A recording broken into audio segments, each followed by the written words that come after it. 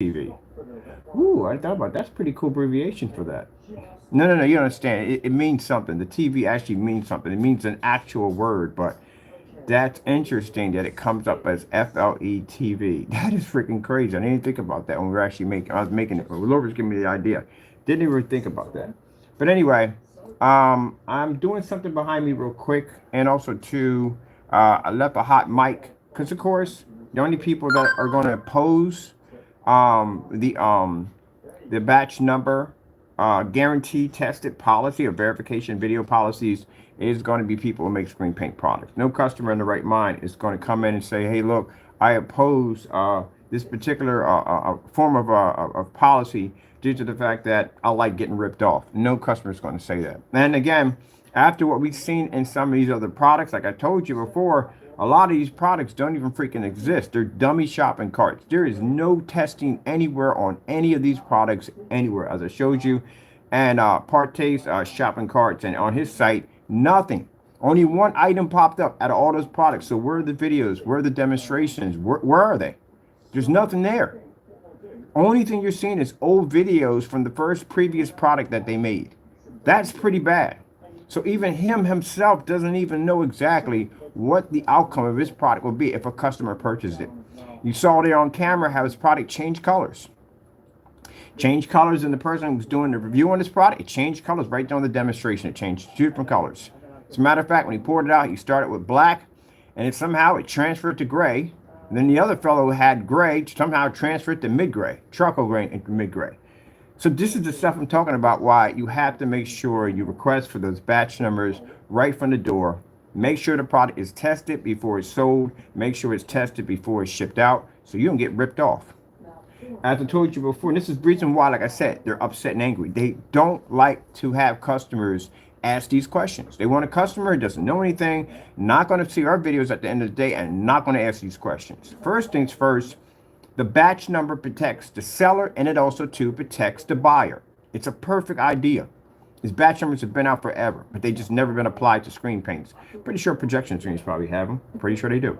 But anyway, it protects both parties. So why would a merchant ever oppose something that's going to protect him in the long run? This keeps you from getting sued. This keeps people from basically filing false claims against you. This keeps people from ripping you off and running scams against you. As we're taking the people to court for that right now already. But this keeps this from happening. This protects you as a merchant. If you're a person out there and you're doing dirty stuff to begin with, yeah, you're going to fear this. You're going to fear the policy of the batch number. It's going to terrify the daylights out of you.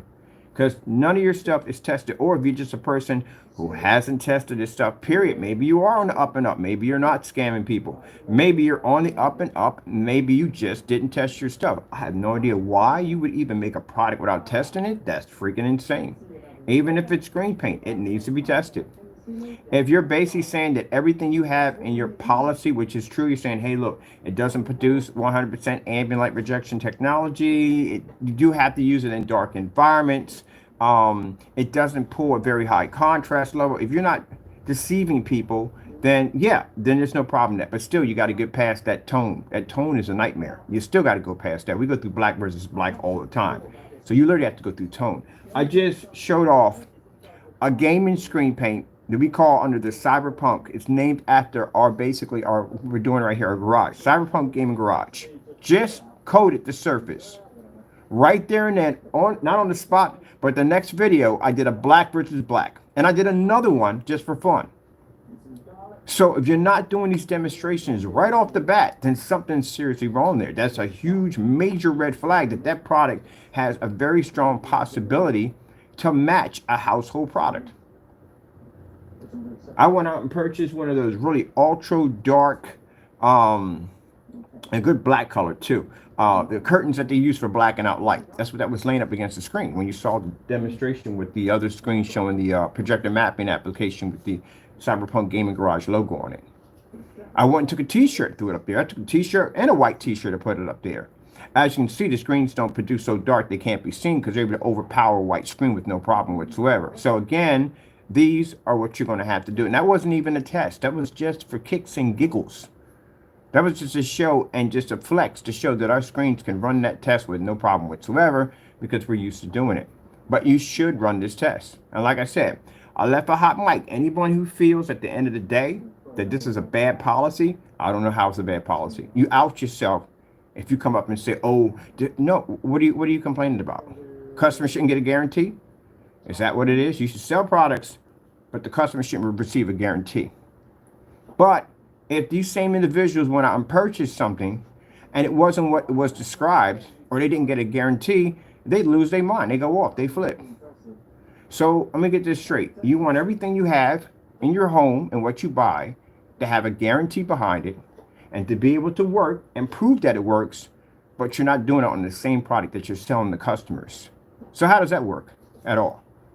That doesn't even sound right at all, period. So can they say all our stuff is tested? No, you really can't. I can't find any videos, and what I've seen in demonstrations already with you guys in these videos and another person who was reviewing the product, your products don't function right. Literally watched that man take that screen, and even when he leaned it up, you could see the massive amount of imperfections that were in the surface, the bumpiness. It wasn't even smooth. Even when he displayed the screen, it was dark around, very, very dark around the corner, especially for the environment that really didn't have any light in the environment to pretty much interrupt the screen's capability. It still produced too dark. And then on top of that, most disturbing, the screen produced two colors. The other fellow did a review on his product. He shook it up viciously on camera. It still came out a different color. So how do you start off painting the screen that is black?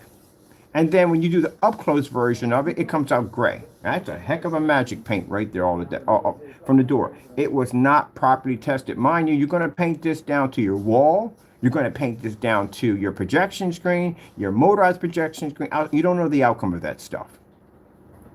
He had the screen laying flat on the floor. You ever paint a wall with thinner, with paint thinner, or with not paint thinner, with stain? You know what happens? It does have a bit of a splatter effect because it's thin. So basically, it's going to splatter and transfer from your wall to your side wall. That's why the screen was laying down when he painted it. I never seen a demonstration of painting the screen up against the wall. That stuff would run like water right down the screen. You would have all kinds of streaks, all kinds of imperfections. On top of that, the claiming that it's rear projection, that's impossible. I've done tons of rear projection technology. So I know this stuff. You cannot paint this stuff on with a paint roller. You will basically damage the screen. You will cause imperfections to transfer from one side to the other, especially with a nap roller. So that's not going to work at all, period. And still no demonstrations on it. Range gain. I guess he was trying to make his own gain at the end of the day. He calls it range gain. Range gain, it virtually doesn't exist anywhere. He can't back it up. There's no way he can back it up. Show me any demonstration, and I've done dozens and dozens of paint on applications where you paint a screen and the gain automatically changes. How in the freak is that even possible? So this is what I'm talking about. The batch number cuts down on the bullcrap. It cuts down on people not being able to make up anything they want and sell anything they want on camera. You have to back this up. Customers don't buy it unless it has a batch number attached to it. And for those naysayers at the end of the day, will sit there and get mad at me and say, well, you know, it's not fair for you to say that because what? Because I test my products? Because when we invented the batch number, we started the batch number for projection screen paints? Because we're already covered, we're already good to go, and you're not? Whose fault is that? That's not my fault. That sounds like a personal problem to me. You should have went in and tested your products. I've been preaching about testing for the longest time. That you should test your products. You don't know the outcome of what could happen to one of your products. How do you troubleshoot something that you don't even know yourself about?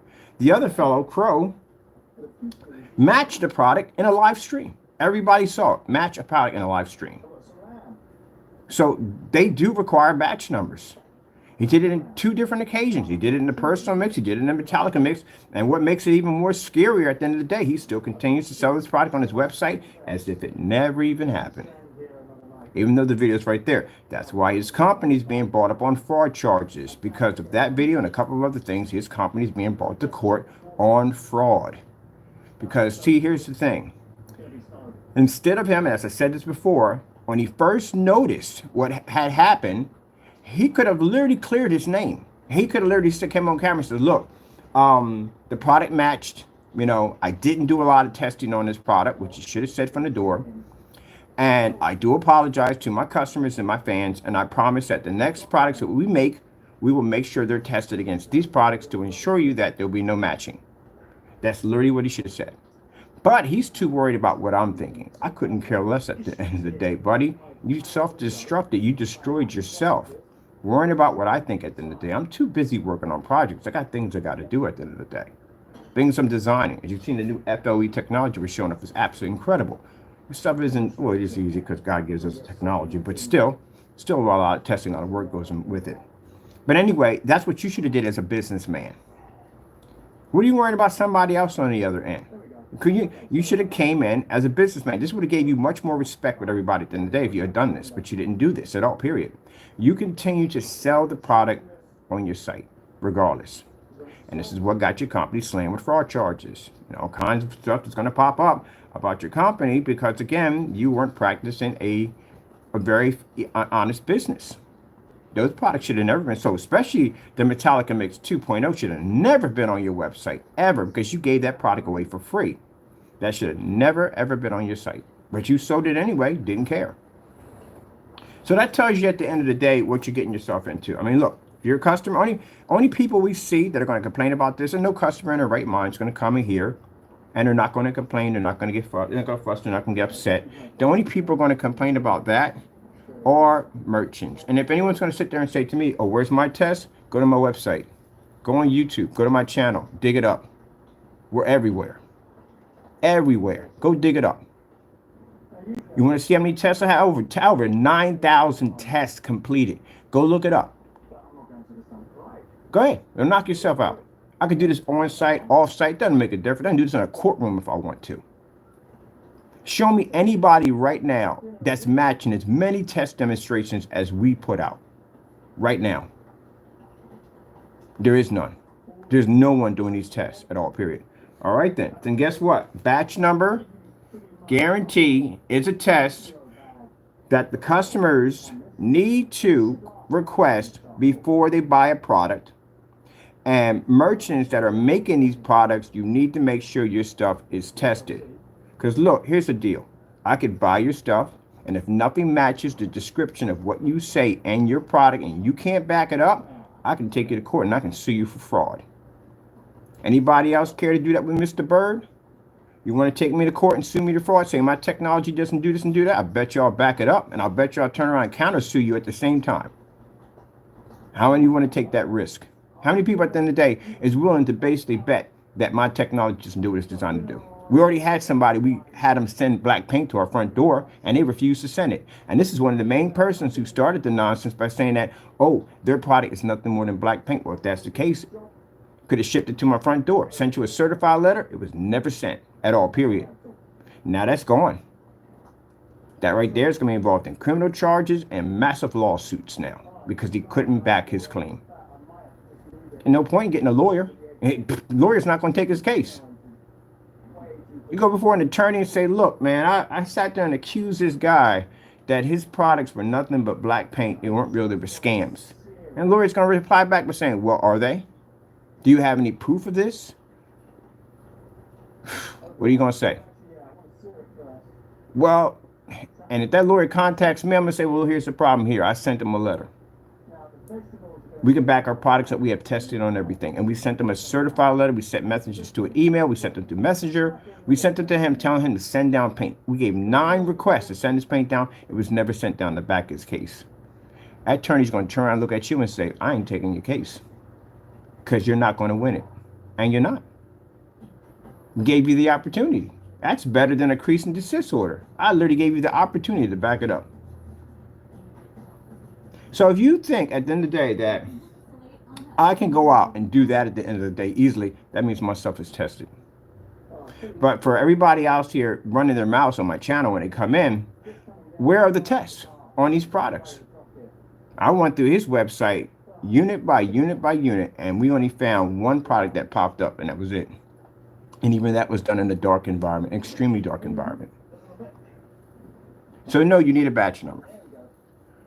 You have to have a batch number. You need a batch number. Because I'm going to tell you something, gentlemen. The last thing you want, and I got a friend of mine who has no problem with buying your stuff and doing a YouTube video on seeing how much your stuff matches house paint.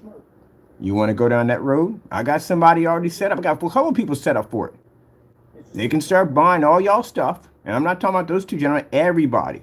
Buying your stuff and seeing how much of that stuff matches house paint. All right, then. I didn't think so.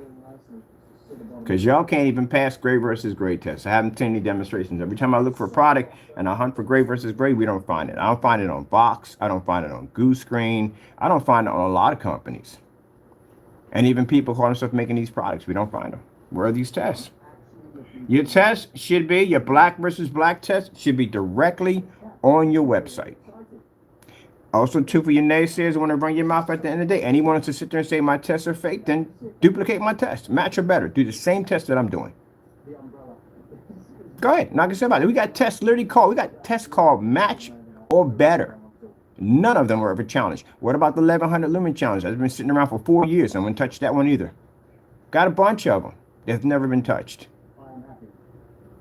So you can't duplicate my videos. You can't do the test. Your products, we know they're going to fail. You can't do gray versus gray. You can't do any of those tests whatsoever. Then guess what? You need a batch number. Because can you guarantee your customers 100% that your product is not going to match a house paint? Can you give them that guarantee? Can you get on camera, do a verification batch number, and show your product not matching a house paint? Can't do it. If you could do it, there'd be tons of demonstrations of it already. Like we do. We do it for fun. Just for fun. Because we've done it too many times to count. So you would have oodles of them. And you want me to put that challenge out to people to see if they can find anybody with testing on their product? It's going to be sad. The sad thing about it is you guys can't do batch numbers because you don't have any tests. This is what you did. You made these products, you talked a lot on camera, you made some fake specifications, you stuck this stuff in poorly lit environments, and then you went out and said, well, it works perfectly fine, blah, blah, blah, blah, blah. And that's what you did. And you got some people, some yes men, to basically try to support it. That's all you pushed. That's all you did. But you got no tests. You got no batch numbers. All your customers, Jamie, sit in the dark. Every single one of them. And the screens we've seen that we're trying to produce in well-lit environments washed out horribly. What about the projector? What about the customer with the 3500 lumen 4K? What happened to him? Y'all don't want to talk about that. No one brings that up about that fellow at the end of the day. No one talks about that at all. Y'all sit in the room and talk all this trash. How come, Jamie, you didn't bring up about your product matching network gray and matching bare silver screen? You didn't bring that up in the conversation, did you? Nope. What about Danny? Danny, you didn't bring up in the conversation that your product, that goopity goo, was half water. It was half water. You can see the beads of water just bouncing off the freaking surface. And the claim that you made that you never said it came in 4 containers, but where else would it go? You got 4 different colors up there. We all saw 4 colors. We're not colorblind like you guys are. We saw 4 different colors. So, how are you shipping this? Has to be in 4 containers, right? Then that's where it goes, in 4 containers. That's basic common sense. I'd love to get you before a judge on that one. I'm going to have make sure my lawyer basically makes you say certain things. You're going to say things you don't want to say. You're going to say them. So I'm curious how you're going to tell me, a judge, and my lawyer, at the end of the day, how is it possible that you shipping out a product comes in 4 different colors, and how you don't say it doesn't come in 4 different containers? So how are you shipping it? Don't answer that question either. But like I said, the biggest scam for him is the range game. The range game is the biggest scam. The colors, ugh, I don't even know what the heck is going on with that. But the range game is the biggest scam. Besides Crow's product matching house paint. And as for the other people who make products at the end of the day that have nothing to do with these jokers at the end of the day, you still are going to have to batch number test your stuff. Because of the tones. The tones, I told you at the end of the day, y'all worrying about me at the end of the day. We don't even think about y'all. Every time I preach the word batch number, y'all trigger. Because you know at the end of the day, you can't back your products up. We know y'all can't back your products up. I can make y'all stuff at the end of the day. That stuff isn't hard to make. I was making gray screen paints before you guys existed on YouTube. I can make all y'all stuff. So I already know what y'all stuff is. I had enough of your stuff. When we get Danny's stuff down here, which is interesting because I can't order, but I got to order it anyway, just in case, you know, if we got to take this joker to court for fraud if this product doesn't work, which we already know it's not going to work. But when we get it over here, I want to make sure that that judge says, hey, how do you know, he was going to cancel the order? I got to make sure he cancels his order. Or he won't got to make sure. I hope he doesn't cancel the order because I really want the product here.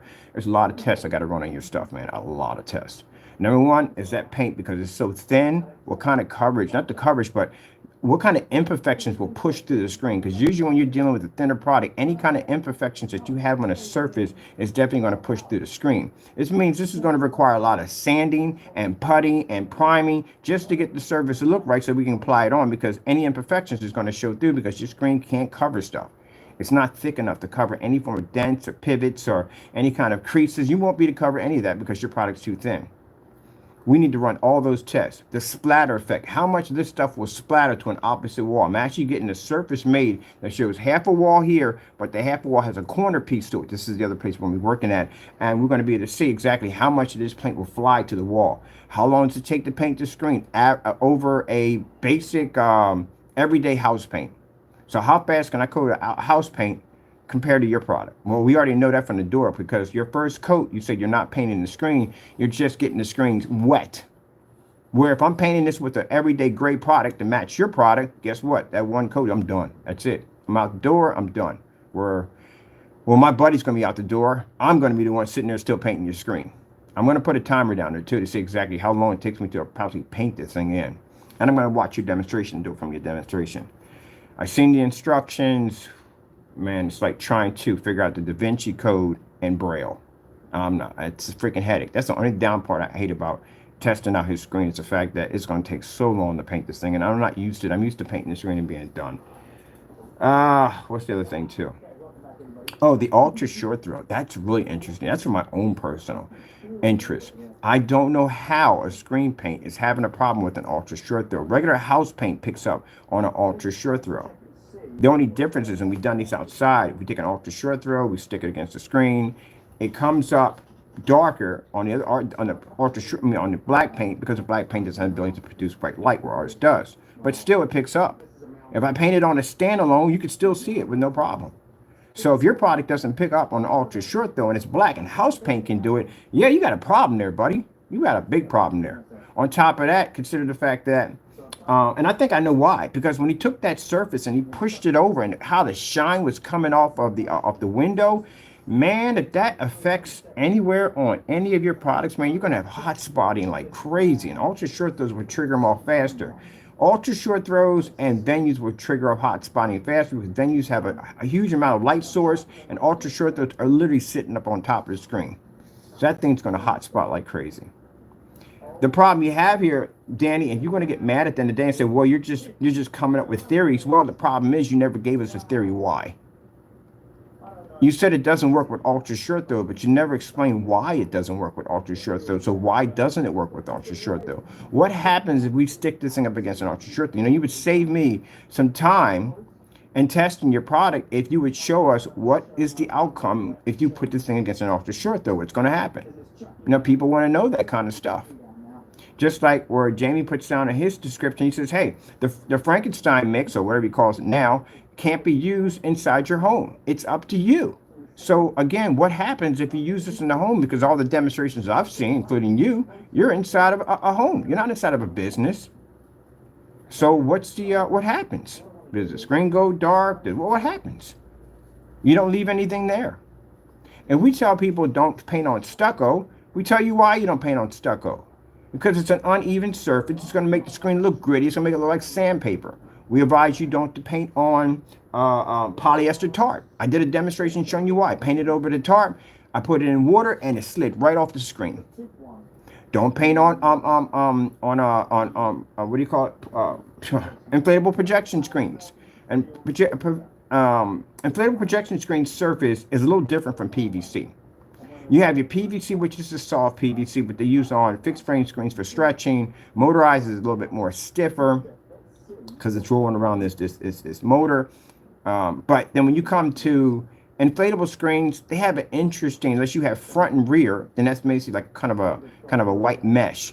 But if you're doing with the other ones that are basically front projection only, they have this strange kind of like PVC material. And that stuff is a nightmare to paint over because, again, it automatically will crack and peel. I mean, this is a screen that's not going to be sitting up there stationary. This is a screen you're going to deflate.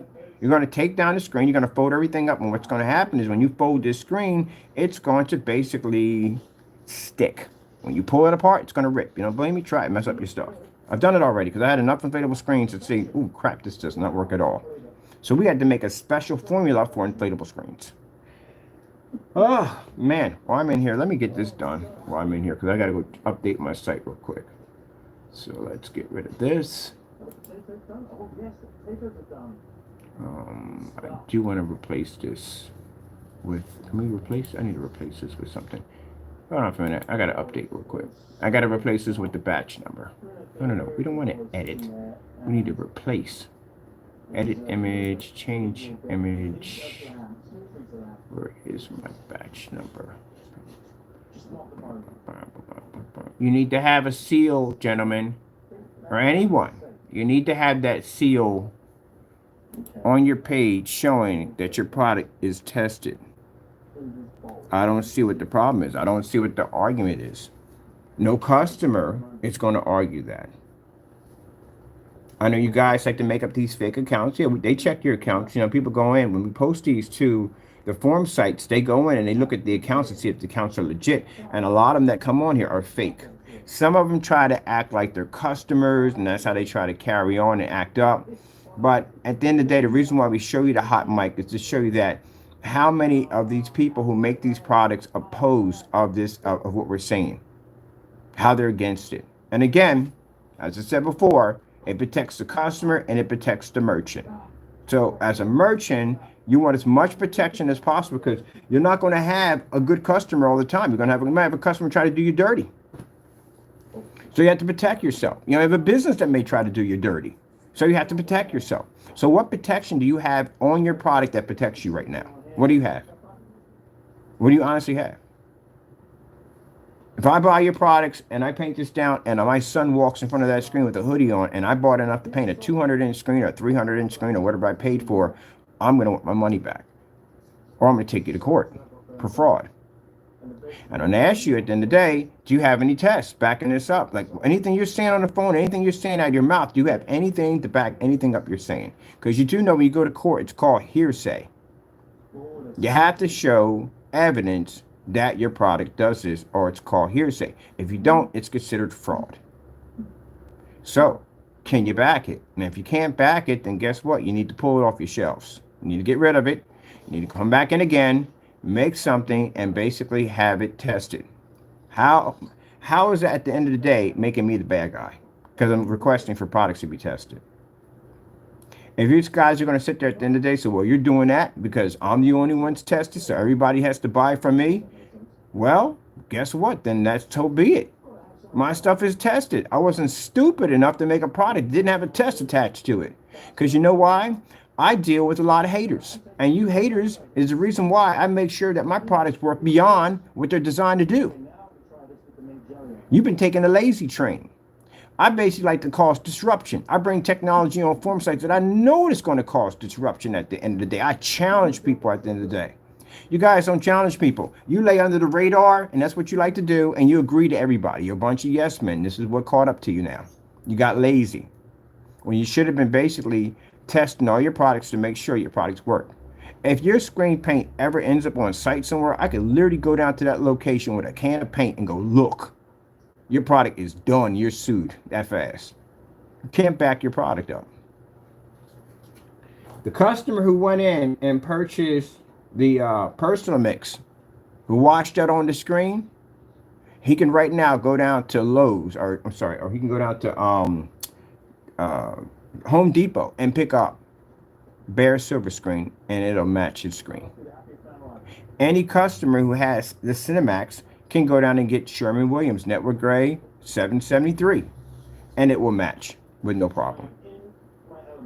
The Amazon Slip Silver is a beast. I've seen this stuff. This stuff is actually extremely good. I actually put it side by side to the Network Gray. It pulls a slightly higher white level, but it is basically, you couldn't tell one from the other at a distance. You really couldn't tell. That's a very dangerous product to go near. Any of the tone, matter of fact, any of the Network Gray 773, the 235 paint swap that they have, any one of those could wipe out an entire product list easy from dark to light with no problem. So you're worrying about me at the end of the day. What you need to worry about is you need to worry about the Home Depots, the Benjamin Moores, all those paints that can easily wipe your product line clean with no mercy. You're too busy in here ranting and carrying on about a batch number, and you can't even pass tones. Right now, how many of you, you know what? Let's put it this way. I give you 3 days. 3 days for any of you who make these products to show me a gray versus gray demonstration. So when I go on YouTube, when I type in gray versus gray, or give me a YouTube channel, I'll go right to your channel and type it up. Post your YouTube channel at the bottom when you test gray your screen paints at, and I'll pop over to your channel and dig it up. Now, if you want to talk trash at the end of the day, I'll call your bluff at the end of the day. I'll go directly to the source and dig it up. Just like I did with Danny, just like I did with Jamie's. I will go directly to your site and I will dig it up and see if you have it there. If it's not there, that means you never made the video. Just like we went to Danny's site, we couldn't find any of the, we found one product. All the rest of the videos didn't exist. So if those videos didn't exist, what pictures are sitting in those shopping carts? Where do those pictures come from? Because we can't find any videos attached to them. Unless those are old pictures from old products that he had when he first started off, and that's what it is. Because if I go to your channel to hunt for something, I should at least be to find the video. So what pictures are in there? That means all that you have in your site is deceiving to the customer. That's why a batch number is required. Don't get mad at me. Don't get upset with me because this is what I'm requesting. You should have it. You should have it because you want to back your products. That's why you should have it, gentlemen. You should have it because you want to back your products. I'm going to go with the other one. I don't like this one too much. I like the other one. It's very few filters. I got this set up for this right here. I'm not reading, just so you know. If you're a customer coming here for product, we always tell you this is not the place on a hot mic because we won't respond to you. You reach us through email as you always do. But this is for people who are doing things they shouldn't be doing. This is to expose them. Because if someone comes in here and they're angry and upset and they're lashing out, then they already exposed themselves already. What are you mad about? What are you upset about? You're mad because, again, your gravy train is getting derailed. Because customers now are being educated on what to ask for. And I'm going to have a section on my site to teach customers to educate them what to ask for. That's something I know that's going to ruffle your feathers, and I don't care.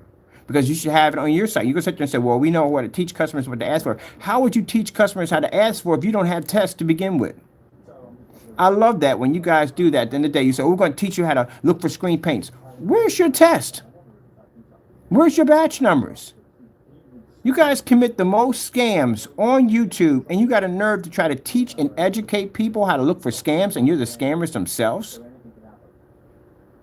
It comes down to, where are your tests on your products? How come we have more demonstrations on your own products than you do? I literally have so many deleted videos on other people, test demonstrations that they claimed on their products that now they got rid of. They want no one to ever see them ever again. That video of Jamie sat there for about 4 months? Yeah, 4 months before he deleted it off his account. As a matter of fact, he deleted one of them already. He went in and he changed the video. It was 2 of these videos. He changed one video and gave it the title of the other one, which is the one where he's wearing the red hoodie. And then he went in there and we looked in that and we started having that discussion, and he removed that video into a live stream. So what happened there? That's why batch numbers need to be there. Like I said, anyone arguing about the batch numbers, at the end of the day, we can clearly see from the door that you're just outing yourself. That's what you're doing. You're just outing yourself. But you can't, because you have to come in here and get upset, let your emotions get the best of you, and start complaining and fussing and carrying on and all that other nonsense. Well, you know, like I said, you're outing yourself. Because this doesn't go straight to YouTube. This actually goes to a forum site that we have it so other people can look through these comments. Other people read this. This isn't just pertain to just YouTube. These are designed for my site. I have a site that I load these up on. And people are curious to see how these people are reacting when they get caught. Like when we showed Jamie's video of his product matching house paint, he went off in rants. I mean, it was like emojis and rants and carrying all that. Mind you, he made the video. No one forced him to make the video. He made the video. It sat on his account for 4 months. Then all of a sudden he deleted off the account and he rants every time we show it. People get upset when they're guilty. Look, gentlemen, I understand. Or no, I don't understand. Sorry, I gotta stop saying that. I don't understand. I don't understand why you don't have a batch number. I don't understand why you don't want to back your products up. I don't understand why you don't want to protect yourself. Maybe it's because the reason why, because you can't. Maybe that's it right there. You can't. You don't have any other products. From what I've seen, from the Goopy Goo and all the other stuff that I've seen Danny make, they're all the same thing. They're all the same product. They all look exactly the same. And I only seen I don't even consider it to be tests, but something on the other ones I showed they did exist. But on these new products you have, where I went and copied and pasted one right directly to your channel, nothing came up except for one product. So what are you selling at the end of the day? Those are dummy shopping carts. They come under dummy shopping carts. You got a PayPal link to that. You're taking money for that item, and it doesn't even exist. Where did the pictures come from? Where'd you get those from? So that means what you do. Take the pictures off an older product and put it on there and claim it as that. You can't do that, man. That's fraud.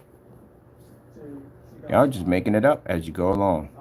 You just don't like me at the end of the day because I come out there and I basically call your bullcrap at the end of the day, which it should be called. Now, like I said, if you gentlemen feel at the end of the day that all my batch numbers and everything I do are fake, you can get a lawyer and take me to court. And you can sue me for fraud, which you will lose because I could do that demonstration in a courtroom blindfolded. Trash you in a courtroom, embarrass you, and then turn around and hit you with a counter lawsuit for wasting my time. That's why I'm filing all the lawsuits. That's why I'm filing all the charges, not you, me. Because I can back up everything I said. You can't. Gentlemen, you have to understand, as the days grow closer to us popping up in courtrooms and seeing each other eye to eye, the only way that you can get out of this situation is you're going to have to prove to the courts that everything that you said out of your mouth is true. And if you can't, you will lose everything. And some of you will lose your freedom. It's simple and closed. There's no if, ands. It's as simple as can be. As opening the door and shutting the door. If you can't back everything you said about me, about being this person who you claim me to be, then you're going to lose everything. It's that simple. A lawyer will tell you the same thing. Whatever accusations you made against this man, at the end of the day, you're going to have to back this up. Because if you can't, he can take everything from you. And I'm pretty sure y'all talked to attorneys already and they told you the deal. And the fact that Jamie already was sent a certified letter to his front door, giving him the opportunity to back his claim, and he was reminded multiple times to do so and refused to do so, he threw every last one of you under a bus. Because the first thing they're going to say is, well, where did you get the idea from? They know where he got the idea, but where did you get it from? Well, I got it from him. Would you ever contact this man, talk to him, anything, to make sure what this is a rumor? If you knew it wasn't 100% true, why would you jump on this? You can get a lot of trouble for this. There you go. Same way you would talk to your kids about doing something stupid like this, the same way the judge is going to talk to you or my attorney. You're grown men at the end of the day. You know how to make proper decisions at the end of the day. So you chose to travel down this road, and this is the consequences. But until then, when we get to that point, you're going to have a batch number, gentlemen, because your products came up looking fraudulent multiple times. If you sat there and said on camera, he sat there and said, well, how would he know about my products? I never tried to what? I never had them? How come I've never had your products? Danny, explain to me why I never had your products.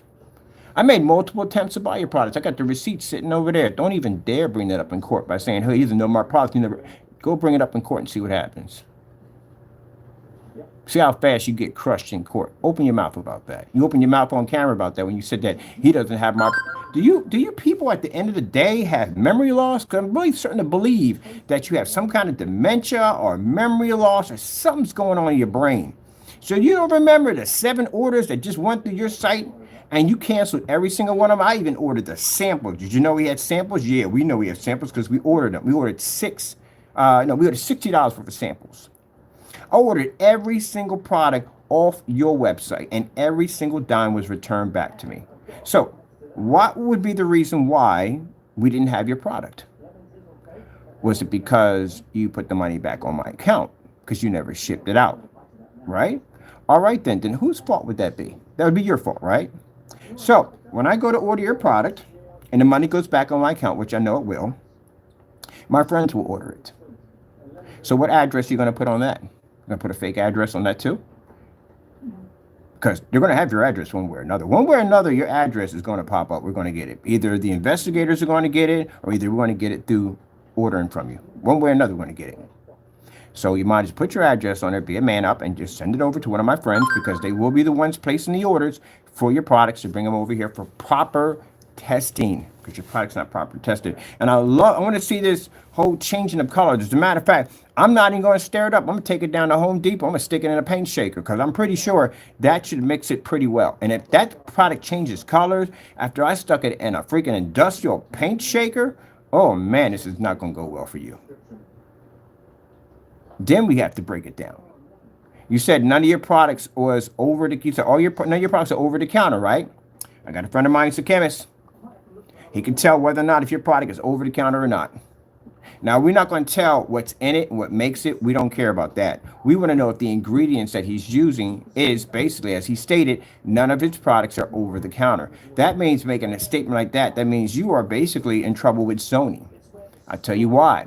Because you have to have a special facility to be able to mix those certain kinds of raw elements of chemicals. On top of that, you have to have the experience, you have to have the certification, you have to have the facility to operate that. Even exposing and basically throwing away those kind of containers, you have to have special units come in and take care of that. So how in the world are you processing a product, shipping it through the mail? As we saw, you did ship it through the mail. You shipped it to Solid Wake 5, right? So that's evidence you did ship that product through the mail, when it doesn't even have safety material data codes on it. There's nothing on it whatsoever, because you made a raw element out of nothing without a chemistry background. You do know exactly how stupid you sound when you made that statement, right? So let me explain something to you, Danny, how dumb you sound. I hate to put it this way. You see this remote control right here? You see this charger right here? So you put these two together and they make this super rechargeable remote control that requires no batteries. All you do is just plug it in and it charges. That's a fantastic idea right there. But anyway, plug those two in together and it charges, right? All right. Now, this is made by a company. This is made by a company, right? But say if you're, all these you could buy over the counter. These are all over the counter products. But the reason why this and this came together as something new is because you took one company and another company, put these together and made something new out of this. All right? Build a better mousetrap. That's what it comes down to. But you're saying that none of your stuff comes from over the counter, which means whatever they did to make this, you're going to have to break that down and figure out from scratch how this was made. And then you have to figure out how this is made. And then as you're doing it, you have to make sure that none of the chemicals that you use to develop this matches the actual patent that goes to this particular product, because then you'll be duplicating someone's patent and get sued for it. Same thing here, which means you have to find an alternate chemical different from what they use to make this product. And maybe there would be 30, 40, 60 of those different chemicals all combined together to make this. But then again, like I said, they're pretty sure they had their ups and downs. Some may work, they could have problems in testing. A lot of things could have went wrong in making these two objects right here. And that's what you're going to run into. The problems that they probably ran into also too, or maybe not. But still, in order to do that, you're going to have to break this down to the very element, and all those particular elements you're going to get, as you said, they're from scratch. None of those elements are over the counter, because even elements that go in to make other elements are sold over the counter. You would have to be a chemist, and I mean a very good chemist. Well, all chemists have that. Not all chemists, but you have the ability to be able to break down the raw element that makes this right here. That's what you would have to do. Do you understand what you just said out of your mouth? Ta-da! Yes. Now, let's say if you didn't go down that route and you said, basically, I made it from scratch. That's different. You said you made it from scratch, but you said nothing over the counter. See, that's the problem. If you said you made it from scratch, then that means you made it from scratch from other things put together, and all these products came from over the counter, which means they're all safety certified. But you said nothing was over the counter. But if it's not over the counter, that means it's not safety certified. That means it's from scratch. That means you made these without any form of chemistry background or zoning to be able to make these chemicals, and which probably involve hazmatic suits and all that other stuff. You don't have any of that, and you don't have a chemistry background. So how did you make a product that's from scratch and not over the counter? Okay, then. I guess they'll question that in court when I bring your company up on fraud charges. Or you move it off your page. Because you can't make that statement that you're making it from scratch. You can say I'm making it from scratch, but you said not over the counter. So if it's not over the counter, where did you get it from? Where did you buy it from if it's not over the counter? You're going on these chemist websites. Mind you can't go on these websites and buy anything you want, because they actually require a certain amount of clearance in order for you can even get this stuff. You have to show licenses before you can touch that stuff. Not everybody can go grab that stuff off the door. You have to show a license that you have the ability and capability to have this stuff. So again, if you're making this from scratch and it's not over the counter, where are you getting the elements to make the product? Where are you mixing this stuff at? See, these are the kind of things that are going to come up in court. See, again, just making things up because he wants to seem like his product is different from everybody else. That's why he made the statement about having a thin light coating and the goopity goo, when the goopity goo was mainly half and half water. It was half water, half product. That's what it was. That's why it's separated like that.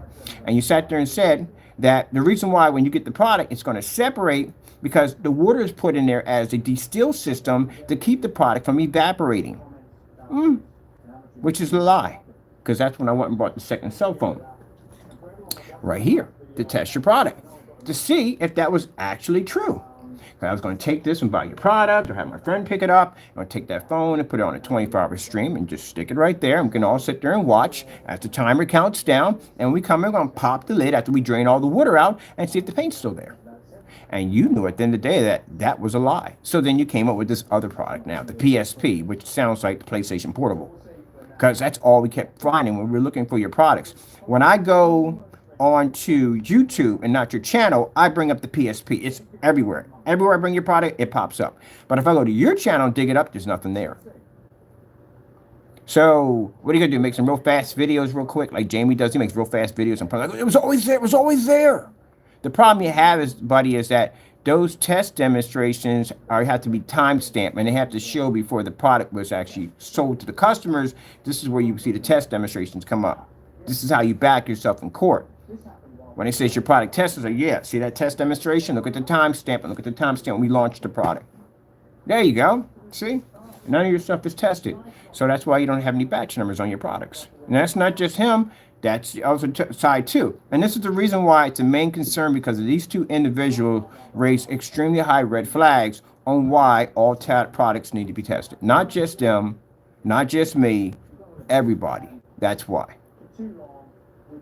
And keep in mind, we're the ones leading the charge on batch numbers. Not you guys.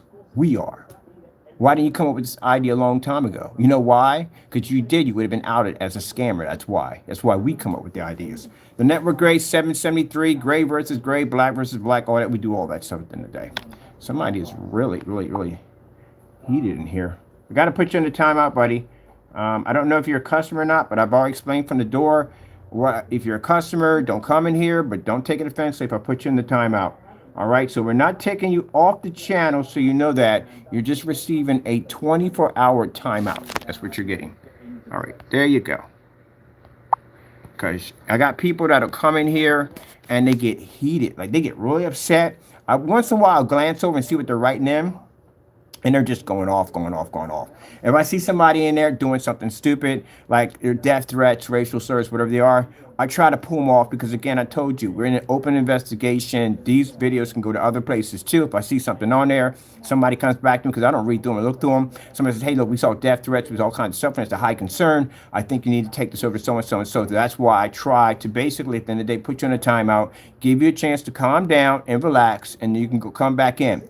But some of y'all go too far and you have to receive it 24 hours, okay? Then you can come back in. You're not being taken off the channel. We're not getting rid of you. Your opinion is important as long as you're trying to speak something. But I don't know how in the world you're going to come in and argue this. How are you going to argue a batch number? What's the downfall of the batch number? What's wrong with it? What is the downfall of a batch number? Customer gets a guarantee? Is that a downfall? Is that a bad thing?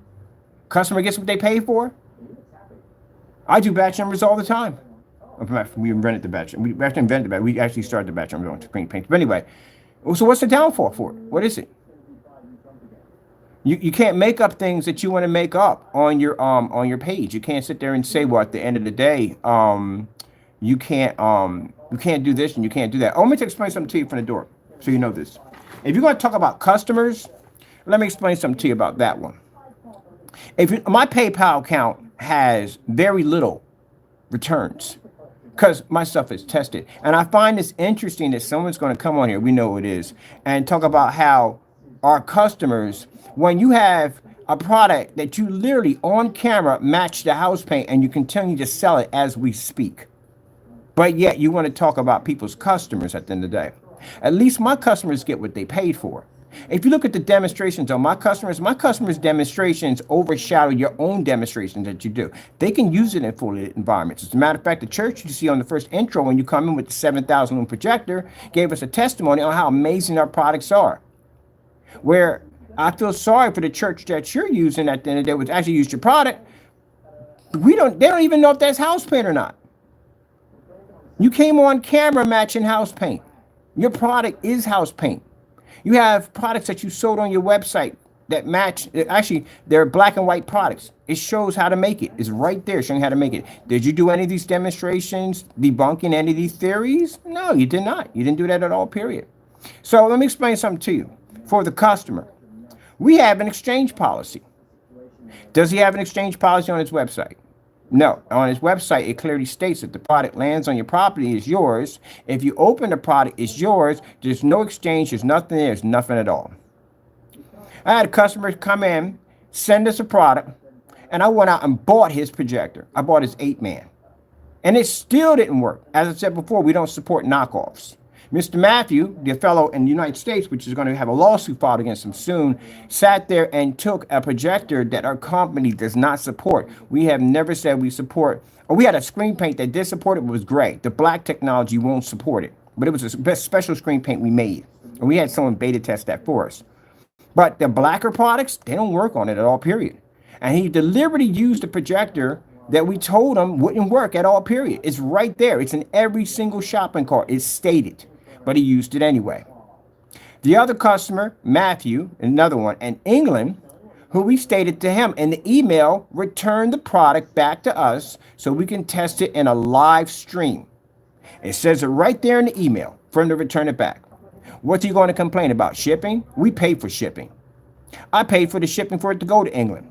Sure enough, we'll pay for the shipping and reimburse the shipping. It was $28. I get shipping breaks. I'll pay for it to come back here and send it back out again. What's the problem? Why he can't send it back?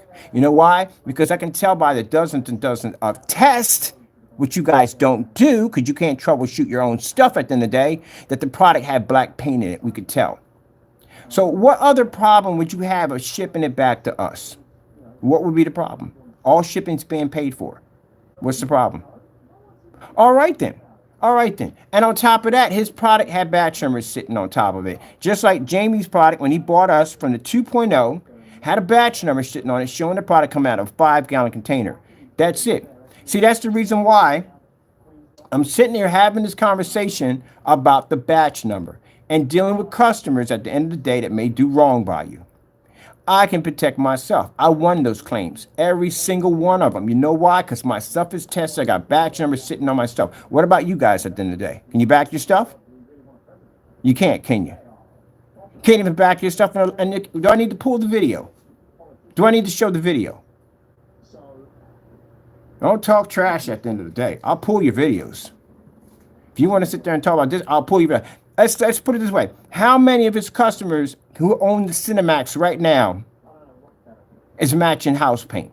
How many of y'all just washed out when you turn your curtains on? What happened?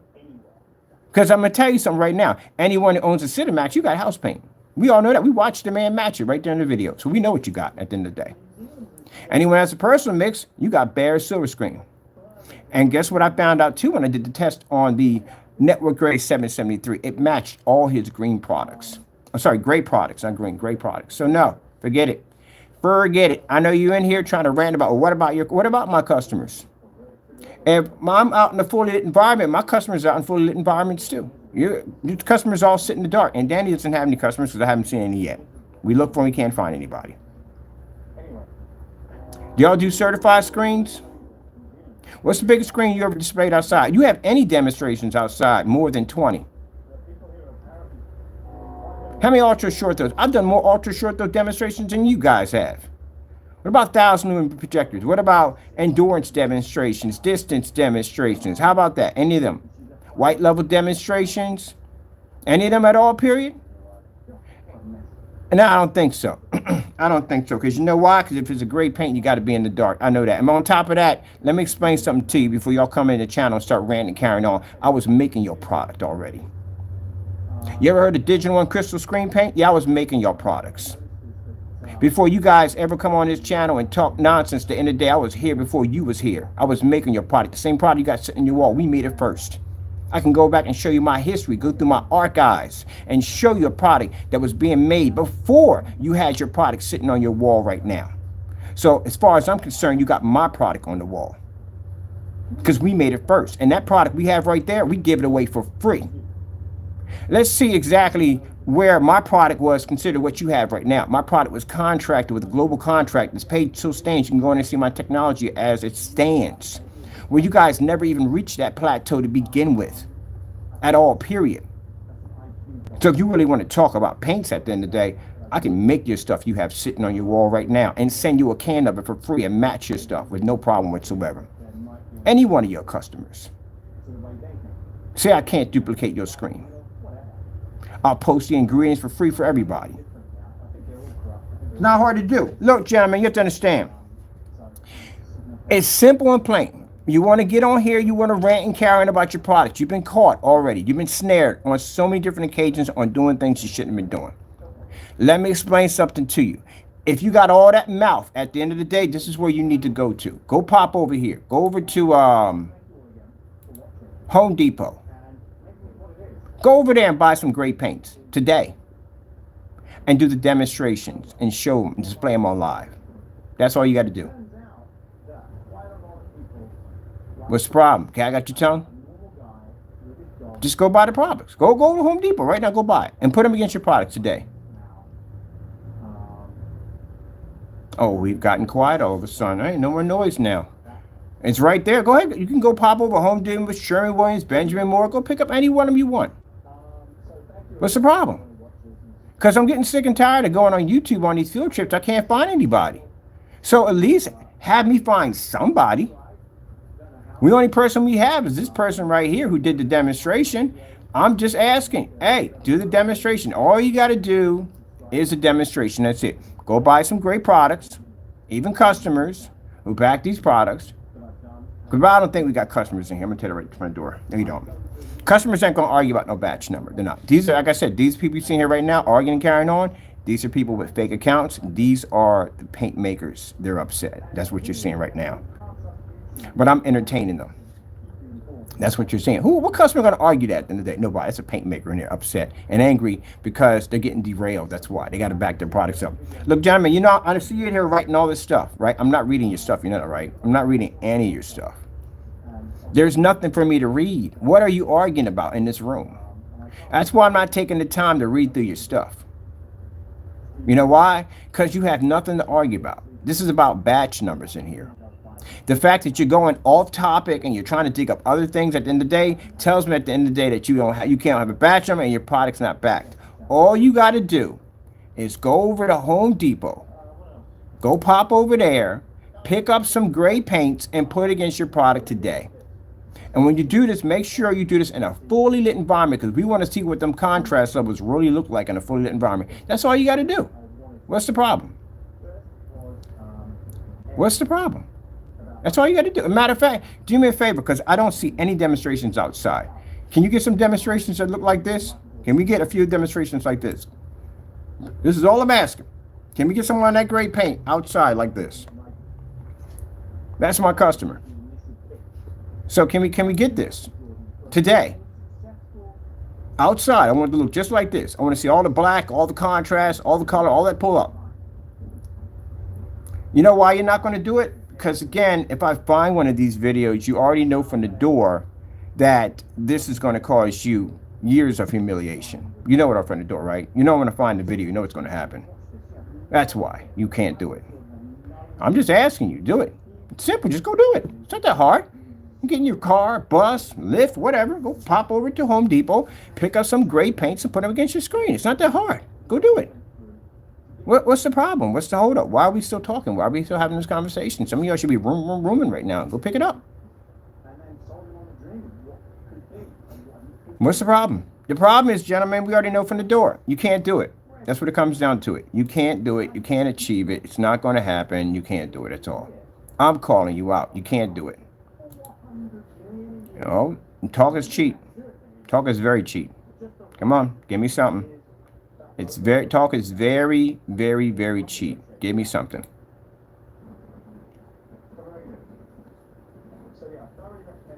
Give me something. Talk is cheap. Give me something.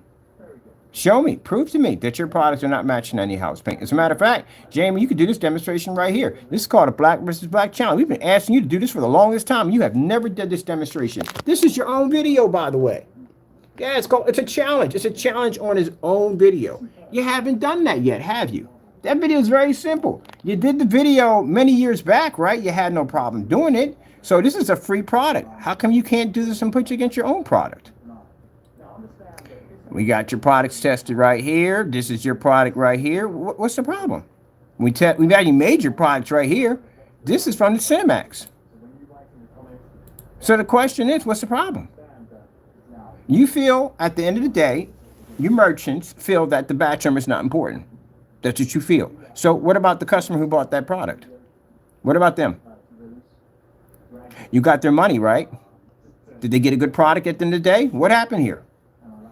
I'm just asking the question. What happened here? I'm not, look, gentlemen, I know you're in here writing all this stuff, but the problem is we have here is the fact that what you're writing is nonsense. It falls on deaf ears. And the reason why it falls on deaf ears is because you have no test to back your products. Do you understand me? Everything you say, if we're in court right now, will be hearsay. Everything you're saying out of your mouth is all hearsay without evidence. I got your evidence right here. Yeah, I got your Huckleberry Finn right there, right in front of your face. So you tell me at the end of the day, can you do this demonstration again for us to watch? I would love to see it. Jamie, I want to see you do this demonstration again. But this time when you do this demonstration, I want against all your great products. You go pick up, because you can't get it from home, and then you get a Sherwin-Williams. You got it from somewhere. Go to Sherwin-Williams, go pick up the Network Grade 773, do your Hybrant mix, do your Personal mix, do your Metallica mix, do your Cinema, do all of them, the great products against that. Again, all of them. Tomorrow, I'll go to your channel, see if it's there. I bet y'all won't find it. Danny, you got some great paints up there, right? How about you do me a favor? Save me a little money here.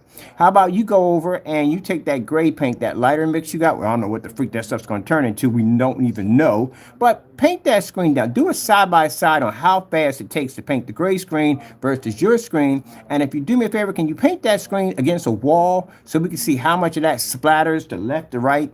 That's very important. We do need to see that.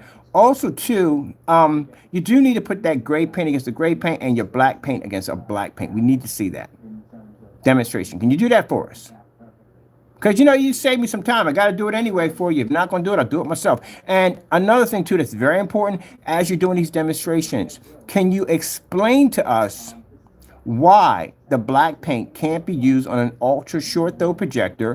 What is the outcome? What is the disruption of why you had that noted there? Because we don't have it on our end. Our products work with ultra short throws, so we don't have that problem. But why do you have that there? It's a question I've been asking Jamie for the longest time, too. I've been asking him about the Frankenstein mix, or whatever he has now. He has something nuclear called the dedicated alpha, whatever it is. Has the same thing description as the Frankenstein. It says you can't use this in your home use. All the demonstrations I've seen were in home use, so why can't you use this? Can you tell us why? May I make a video on that tomorrow? That would be nice. It'll go along with the test videos you're going to be doing for us. Just wondering. Because remind you, Jamie, I even have transcripts of you saying that it's up to the customer to test the product. You remember saying that? Yeah, I have that recorded. When we challenged your company, you actually made a statement on your chat, on your website, that it's up to the customer. When I asked you, was your products tested? You said it's up to the customers to test the product. I have that right there, that you wrote that in. Mind you, anything we say, we have to back it up in court. So I can bring that to court for testimony when we go against your company. So did you test it? Or are you expecting the customer to test it? Because that's absurd. You know that, right? All right, just wondering. Remember all those all the time you were carrying on the room? All that stuff was documented. So you do know that's all being brought to court. All right, just want to know. That's been challenging your company. All right, let's see. We know what this is. Post office mail fraud charges. This is actually the Metallica 2.0 in that container right there. That's the product you gave away for free. Remember? That's just sitting in that one right there. That's when he found out the other person was ordering it and he canceled their order. Why would you cancel their order? What are you afraid of? Why would you go to go through your channel, and go through your orders and find that one person and cancel the order? Why? Why didn't you want us to have it? Okay, well, anyway, we did the unbox on this one, and guess what? This paint actually matched the free mix. So when he gives you for the black and white mix, it's the same thing. Nothing different. Nothing at all. Here we go. This is you, right? Now, this is the reason why we tell you why. Now, see, Jamie, when you come on here and you carry on, you act up with these fake accounts, wherever we're at the end of the day, backing you at the end of the day. When they back you, whoever they got, backing you, whatever. When you come on here and you're screaming and ranting about the batch number, that's what you're mad about. This is the reason why batch numbers must exist. This is a perfect example why a batch number must exist. Now, this is your video you did, right? This is the Crow's Cinemax Mix versus the Network Grade 773, correct? All right, then. And as you can see already from the door, you're matching. Already matching from the door. Let's go back a little bit farther, as you can see right here. No. So he's coming up real quick. So you're seeing you're matching already from the door. So if a customer saw this, do you have this posted directly to your website? That's a big question right there. Of course you don't. You deleted the video. Why is this not posted directly to your website? Wouldn't this give the customer a fair understanding whether he or she should be buying your product? Why are you hiding this from them? You must have been proud of it because it was up there for 4 months before you deleted the video. So let's have a looky here. Well, when you guys get on here and you start ranting about why batch numbers are not important and why products shouldn't be tested, this is a perfect example why they should be tested. Because this is the video, 2 of the videos were sent in for fraud. Actually, there's multiple videos that were sent in for fraud against this company. We filed a lawsuit against Jamie's company. And guess what else is going to pop up in that lawsuit? The Frankenstein nonsense. It went on about you basically taking money and not paying it back. And not taking money, but you made money off them for a long time. That's going to be in there. The credibility of your LLC, which shows clearly you committed perjury on your LLC. You lied and made statements that your company's only been around of only about 5 to 6 months, probably 7 months now. When we got receipts showing way back, way back, that you've been around a lot longer than that. Now, speaking of zoning, guess what else I found out?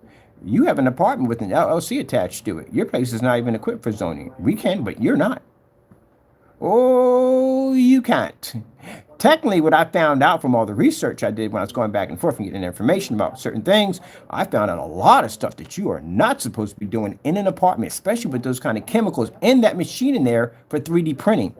All those aerosol cans. See, here's the thing you don't get at the end of the day. If your neighbor, let's say your neighbor next door, we know he's not, says he was running a meth lab. Meth lab has some really explosive chemicals. How would you feel with that sitting right next to you at the end of the day? How would that make you feel? Same thing, I have like 20 or more aerosol cans in an apartment that you have to run the air conditioner 24 hours because in your area it's constantly hot over there, but still those cans have to be in a certain temperature climate, which means it can't be too hot and it can't be too cold. And these cans, when these suckers are, they're pressurized cans, and if one of them were to explode, well, they all would go. because you have quite a lot in there. And on top of that, keep in mind, you don't have a license. I know that too.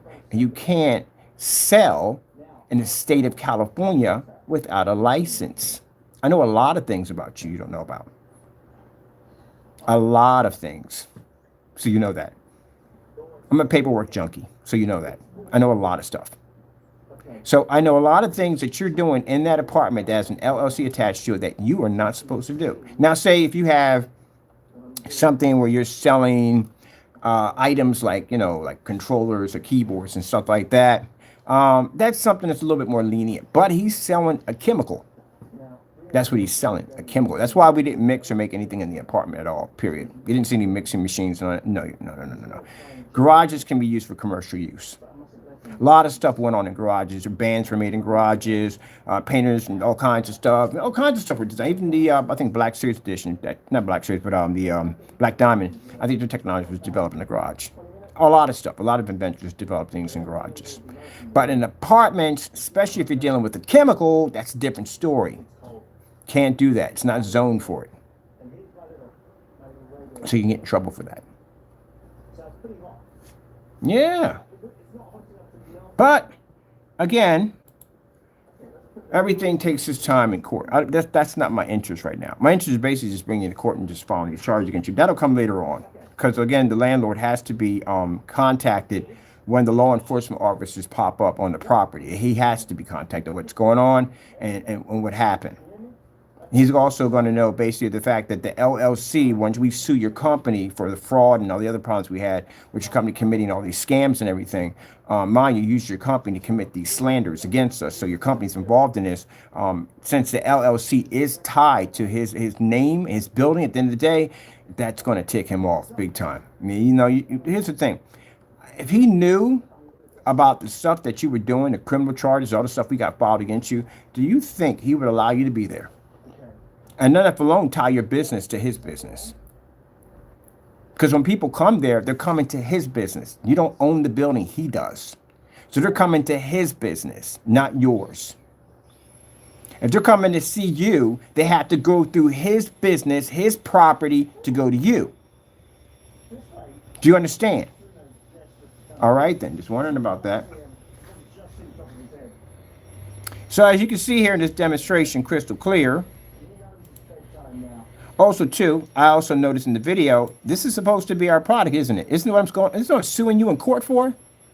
Yeah, this is supposed to be, you got it right up here. You listed my company's product right here. The 38 Black Widow. Yeah, you're being accused of slandering my company. We're suing them for this.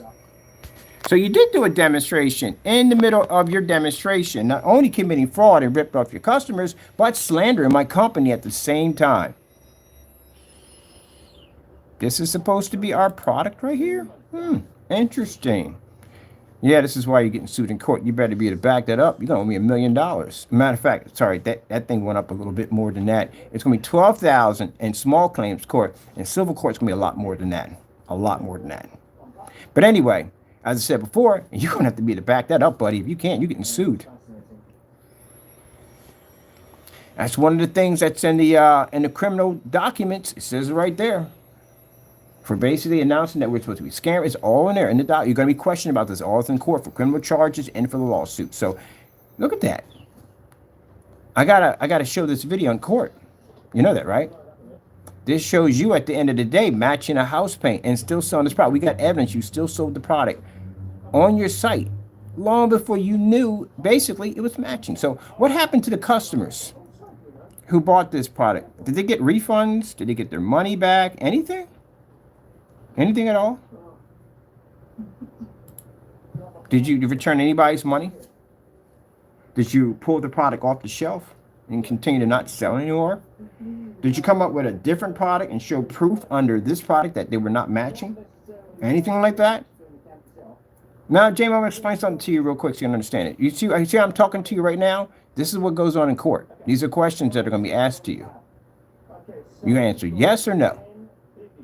Or try to explain, but you're not lying because you're under oath. You swore under oath. Under that Bible, you swore under oath. So don't do that because that can get you in a lot of trouble.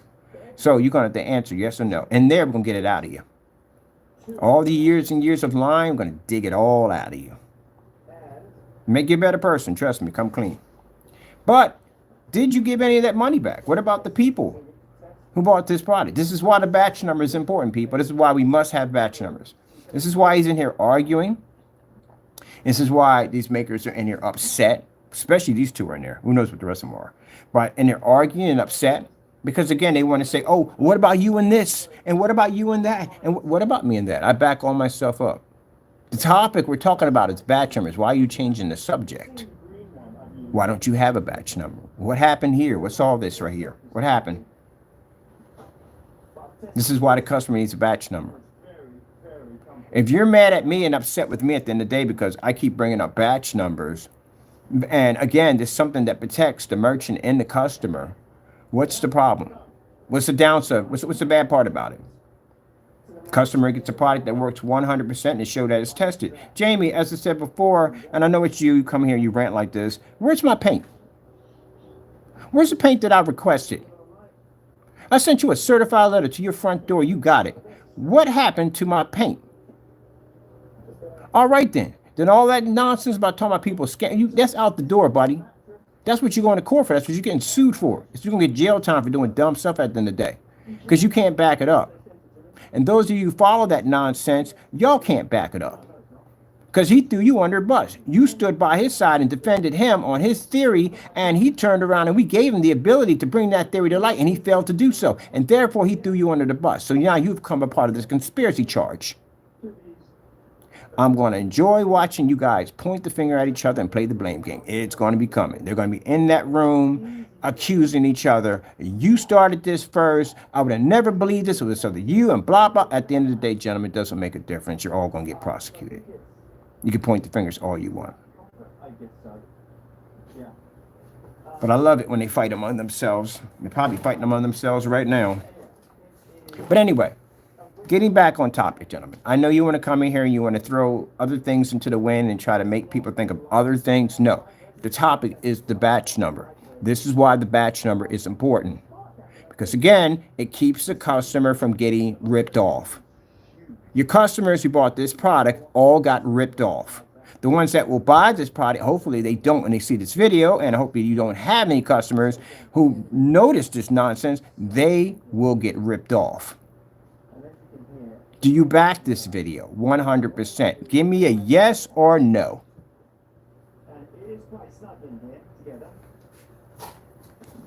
Of course you don't back it. That's why it's not on the site.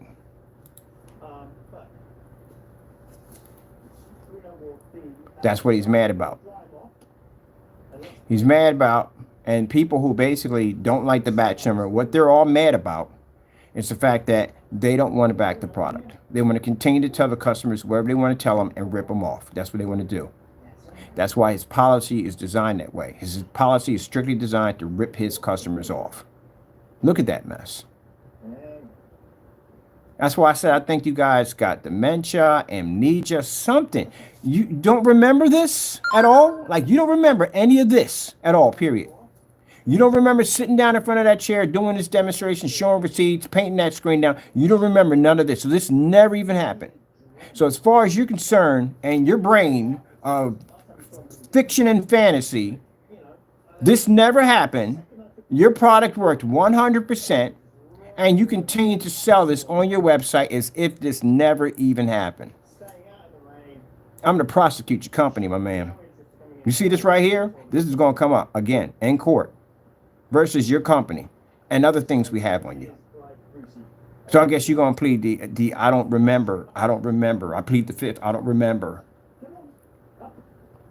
If you can't get this straight by the time that date comes up, you're going to be in a lot of trouble.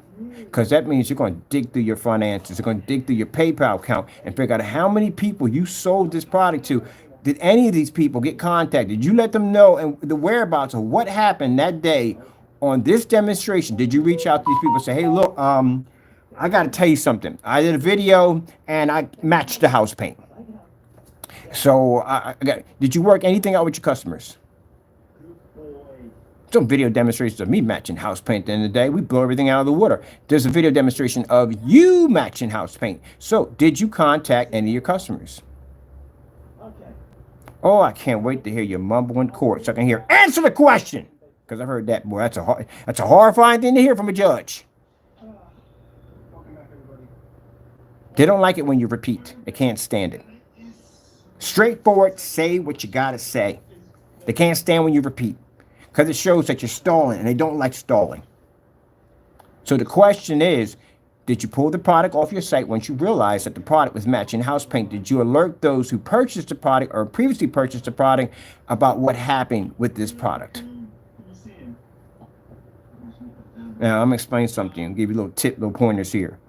You bring anything into that conversation about, well, he did, no. They're going to answer the question. You can bounce outside the lines as much as you want. That's not YouTube. This is court. They're going to ask you straightforward, answer the question.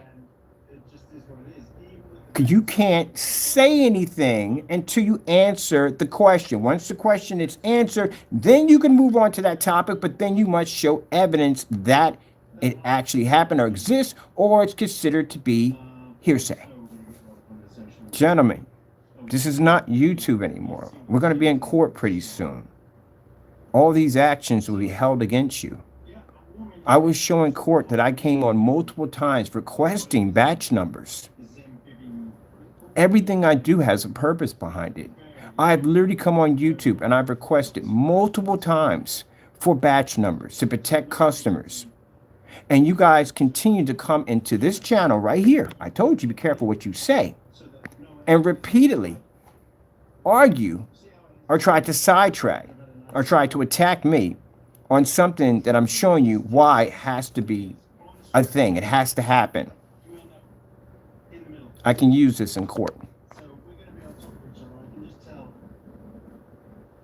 So we come to you on YouTube asking about, and I leave an open mic, a hot mic, and I warn you, don't say things that can get you in trouble. Simple and plain about batch numbers, how it protects both parties. And yet you're in here crying and carrying on and upset and trying to blame me this for that. And what about this? And what about your customer? Blah, blah, blah. Everything off topic. You know how bad that makes you look? Extremely bad. I kind of warned you guys ahead of time. Y'all give me so much ammunition, it's not even funny. Oh well. Those people that do test their products out and those people that are 100% honest on their products, these people don't have to worry about batch numbers because they can pull out a batch number and they'll be happy to do it at the end of the day. Because like, yeah, that's fantastic. I mean, that protects me at the end of the day. That's a great idea. I'm on for it at 100%. And those of you who have not been testing your products, like when we go onto your site and we basically will copy and paste and go directly to your YouTube channel to find any videos on these products, and we're finding nothing or old videos that date back from 4 and 6 years ago, then that's a big problem right there. That means either you have products that are too old or you have products on your site that basically that you are stating that don't even exist. We bumped into 2 dummy carts on Crow's site. Black Frankenstein, doesn't exist, couldn't find anything on it, but we paid for it, and the item came up, money went back on our account, but it was an active shopping cart. Danny has multiple shopping carts right now that are dummy carts because we went straight to his channel to find these videos. We only found one of them, and that's it. But the rest of them, no. And the reason why the one is no good because it has a range gain attached to it, which doesn't exist. It's fraud. I couldn't care less about how long it takes to paint your screen in. I don't want to do it myself, period. That's your business at the end of the day. But that range gain is fake. And the fact that your product changed colors and the fact that anything we click on involving range gain goes back to the previous video of showing you how to paint in the screen. It mentions nothing about range gain, which is something you clearly need to remove off your website. Because when I buy that product and it's there when I make that purchase, I'm going to sue you for fraud. So you better be able to back it up. Because I'm going to have your info one way or another. We got you on conspiracy charges. We got all 3 of you in the room carrying on and acting up. I got multiple videos of you guys. Multiple videos of you guys doing stuff. Even videos that you delete off your account, we got them. We got multiple pictures. Pictures you posted of me and these weird poses. I got tons of them. Thousands of them. Of you guys down through years collecting information on you. I'm giving you guys a long enough rope for this day to come up. Now we got you. And how we got you? We got you through Jamie. Jamie's the one that led the pack. Jamie messed up. Jamie made an LLC. That's how we caught him. But the first thing wasn't. The LLC kind of confirmed it 100% where he was pinpointed at, because he was using 317 Kern.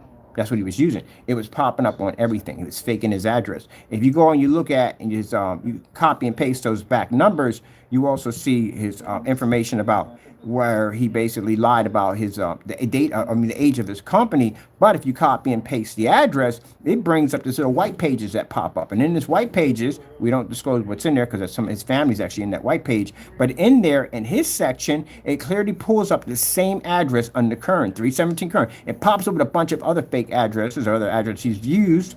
And mind you, you never lived at these addresses. Because if they ask you in court, have you ever lived at these addresses? And you lie and say, yes, we can show that you never lived at these addresses. You've been at the same address since day one. You never lived at any of those addresses at all, period. So that's a lie. All the addresses I lived at, I got videos back in every single one of them. I lived at every single one of those addresses. Matter of fact, you missed a couple of them. But anyway, with that being said, we thought you were at 317. That's what we thought you were at. That's why the court papers from the lawyer says that. But when we go in, and I went into Facebook one day and I was looking at something and I seen somebody popped up something about you. They were really upset. And like, what the frick is this? I looked on it and it was your address. I'm like, wait a minute, that's his address? So I basically take a camera, go on YouTube and say, this is what we found.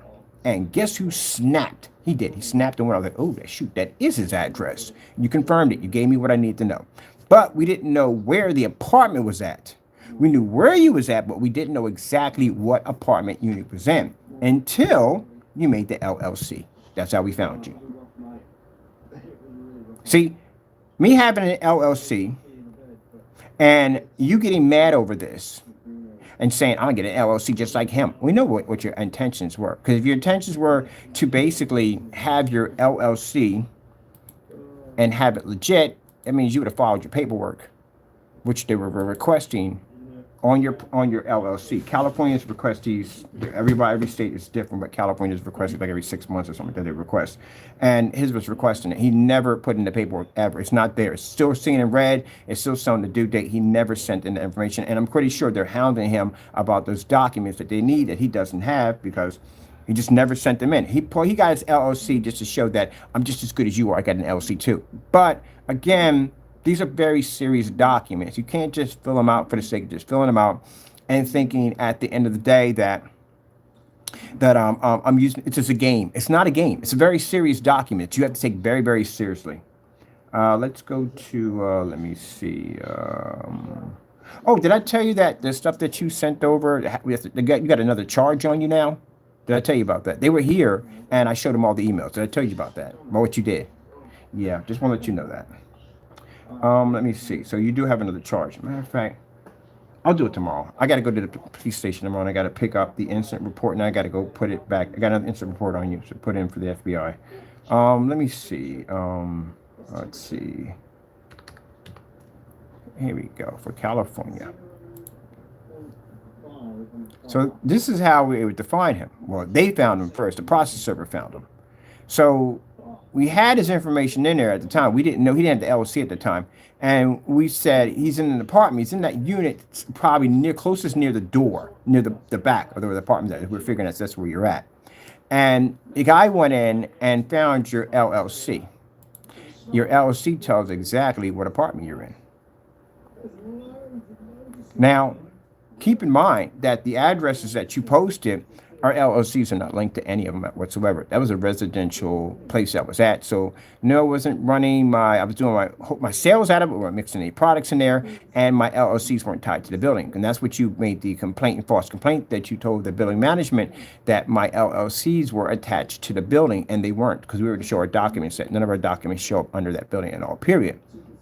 But you, on the other hand, your LLCs are connected to where you're living at. And that makes your public address everybody's address to see. So that means if I show your address, guess what? I can get in trouble for that. No one can get in trouble for that because you made that your business. You made it your mailing address and your business and how to get to you.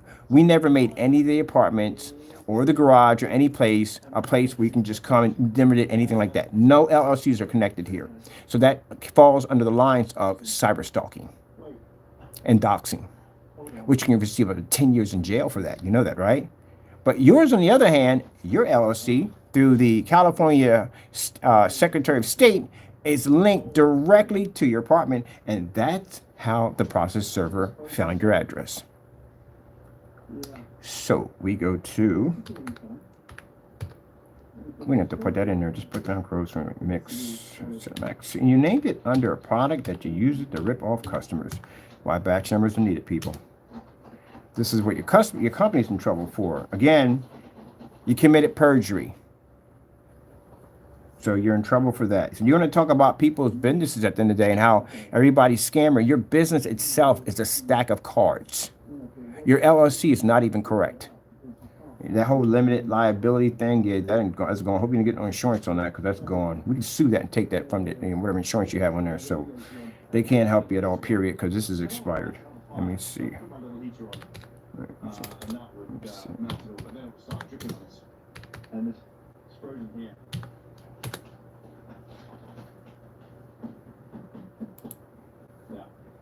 There you are. See that red writing at the bottom?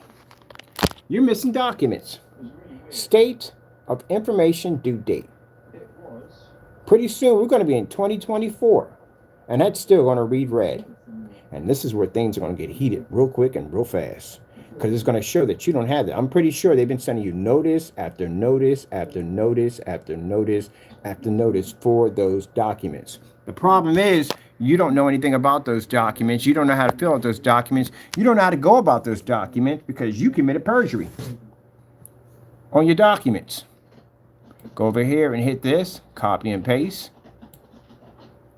This will take you to, let me see, no, you can't go through there. You have to copy it, and then you have to go through a fresh browser, and you have to hit here. All right. Now, this is us warning people about your business, your company at the end of the day, how your LLC is your model number that pops up. Guess who else can find it? Every government agency on the face of the planet can track you now. And you can't say it's doxing because it's your information right there. So you're not hard to find. Even the scams that you were running on that Crow, something Supreme, something Mix, whatever, biggest scam, product doesn't exist. We couldn't find it anywhere. As a matter of fact, no one can find any videos on this product. We're the only videos that pop up warning people to stay away from it. That is the YouTube channel you recorded the product on. You actually made the claim that the Frankenstein was your product at the end of the day. Yeah, you got a lot of stuff leading back to Frankenstein. You owe them a lot of money. Yeah, it's right there. All that's right there. Why do you think I did so many videos? My search engine optimizer is a freaking beast. So by the end of the day, anything we put on there goes #1 on YouTube automatically. I love that when people at the end of the day, I can teach a tutorial on how to basically tweak your search engine optimize without basically having to pay for anyone to do it for you. Because I love when Google calls up and says, we can do it for you. It's like the scam. They tell you can do it for you, can make you #1. Don't do that crap. You can do it yourself. But anyway, yeah, you pop up here. So this is a product that you made that's fake. It's not real. We can't find it, can't track it. We're the only ones to come up on it. And if you notice, if you look at the previous videos on it, you will notice that there are pictures in there. There were no pictures in there. He stole pictures off a customer, screenshotted and stuck them in there. We were able to track down the videos and found that the videos were dating back to 5 to 1 year. And the 1 year video had nothing to do with the product. So let's come down here. Here we go. See right here? Your information, it pops up right here. This is your information on your company.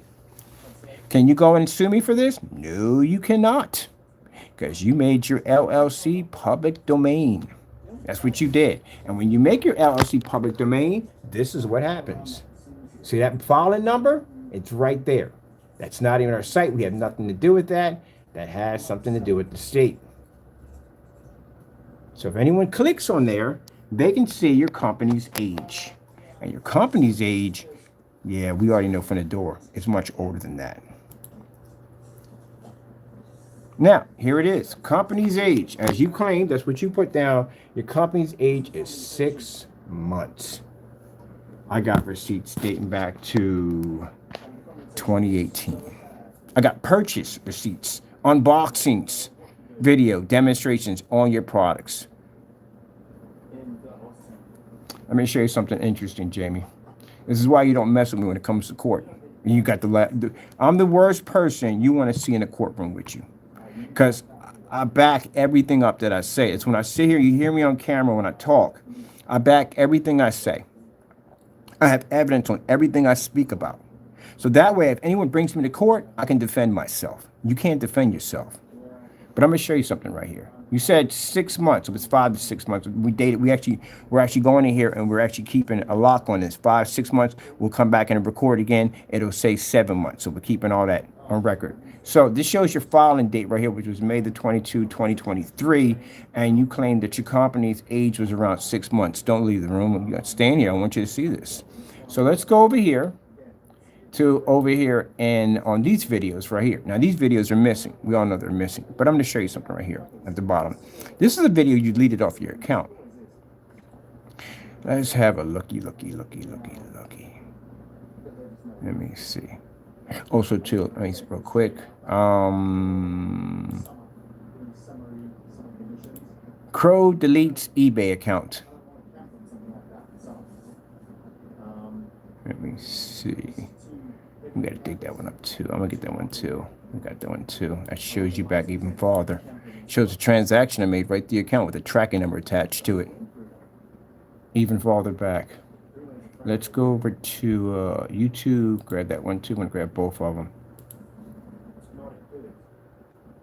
Now I noticed that there's videos and pictures of me inside of a doghouse you've removed off your account. Too late. I got pictures of everything. What I do is, before I go on stream, we record and document everything. So when we come on stream, if you try to move everything, we got it already. Come on, man. Gotta know you're a little smarter than that.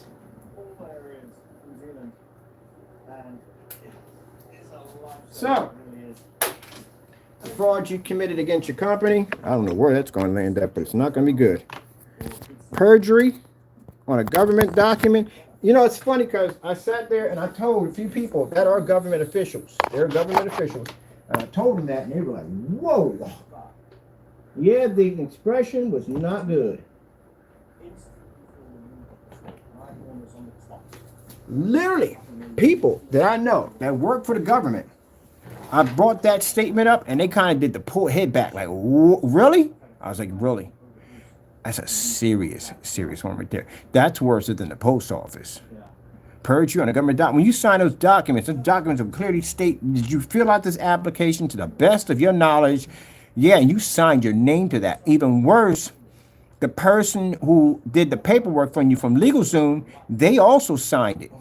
And they signed it also too, thinking, now they're not in any trouble, but they signed it thinking that you were honest to the best of your ability. They can go after you for that. You got yourself in a lot of trouble. Let's go to our account and get that. You can get into a lot of trouble for that. You can't do that at the end of the day. You take those documents extremely serious. Now you're missing some months, a lot of months. Matter of fact, you're mixing a couple of years that are missing. I wonder why you went in and did that to begin with. That was real stupid. You didn't think they were going to find? We weren't going to find out. Here you go, Jamie. There's your cancel. You canceled orders on us. This was 3 years ago. This is when you pull down your account. That means your company was running. You want to see it for yourself? There's a YouTube video right there. There's PayPal. I can dig up those PayPal complaints from 3 years ago, showing your business has been around longer than that. Frankenstein, we got on that too. Frankenstein's been around 6 years. So you've been around quite a bit. So how were we able to make a purchase through eBay on a company that hasn't even been around 5 to 6? It's been around 5 to 6 months. How is that possible? Look at all the cancel orders we got here. These are cancel orders. Let me show you something that's interesting about this particular video right here. Now, I want you to see something here. Right about in here. And I got all these screenshots. So we're all good to go. All right. And we were having a conversation. You was talking to us back and forth. So how in the world were you able to talk back and forth to me if your company wasn't around? Isn't that? This is where you need to get scared. At this particular time, he should be wetting himself because he's gotten himself in some real serious trouble. Now, I want you to look at this real quickly. You see that right there? That's the tracking number. That's the tracking number. It shows that product was delivered to our door. How in the world did I get a package that was delivered to my door with a tracking number showing it was delivered January 22 of 2020? So how do we get that, Jamie? If your company has only been around 5 to 6 years. Do you know the jail time for perjury on a government document? How high it is? It's pretty bad. Mind you, you got previous offenses against you. It's pretty bad. Look at this.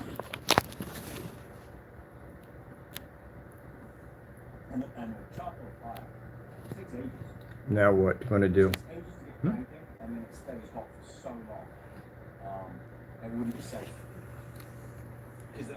This is what I try to explain to you, my man. Off topic, real quick, besides the batch numbers. I've given you opportunities. I do. I give everybody opportunities. I give everybody opportunities. I gave you the most out of anybody else.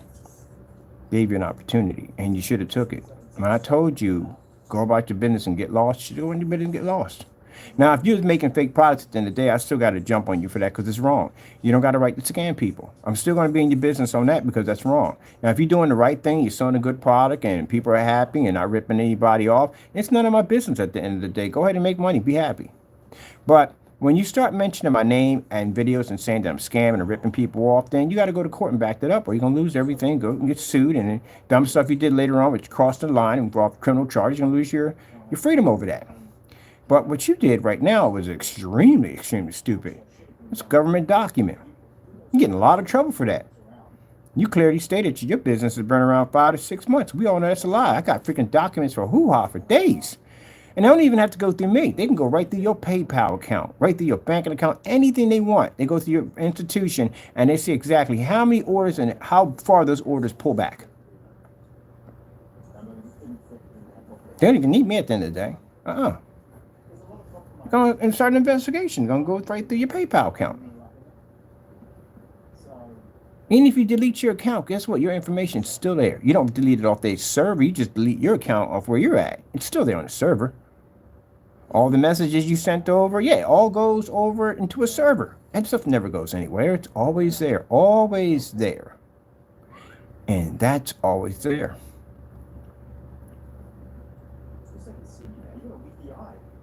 It's going to be a shame. Yeah, now that's the reason why, people, when I show you this is the amount of scamming, underhanded, dirty stuff this guy does. His own company itself is a fraud. His LLC is a fraud. Products that he makes is a fraud. It's the reason why batch numbers are important. Because it keeps you from running into people like this. I wonder if we can look that number up. Let me go over here for a minute. I'm going to dig this number up. I'm curious. Can we still dig this thing up? Probably could. If not, we can go through PayPal and get it. But that's one of the eBay account. I'm curious if we can still get that. I never pulled any numbers that over. Should be able to. We'll track this thing down. Let's have a look at this. See if you can find it.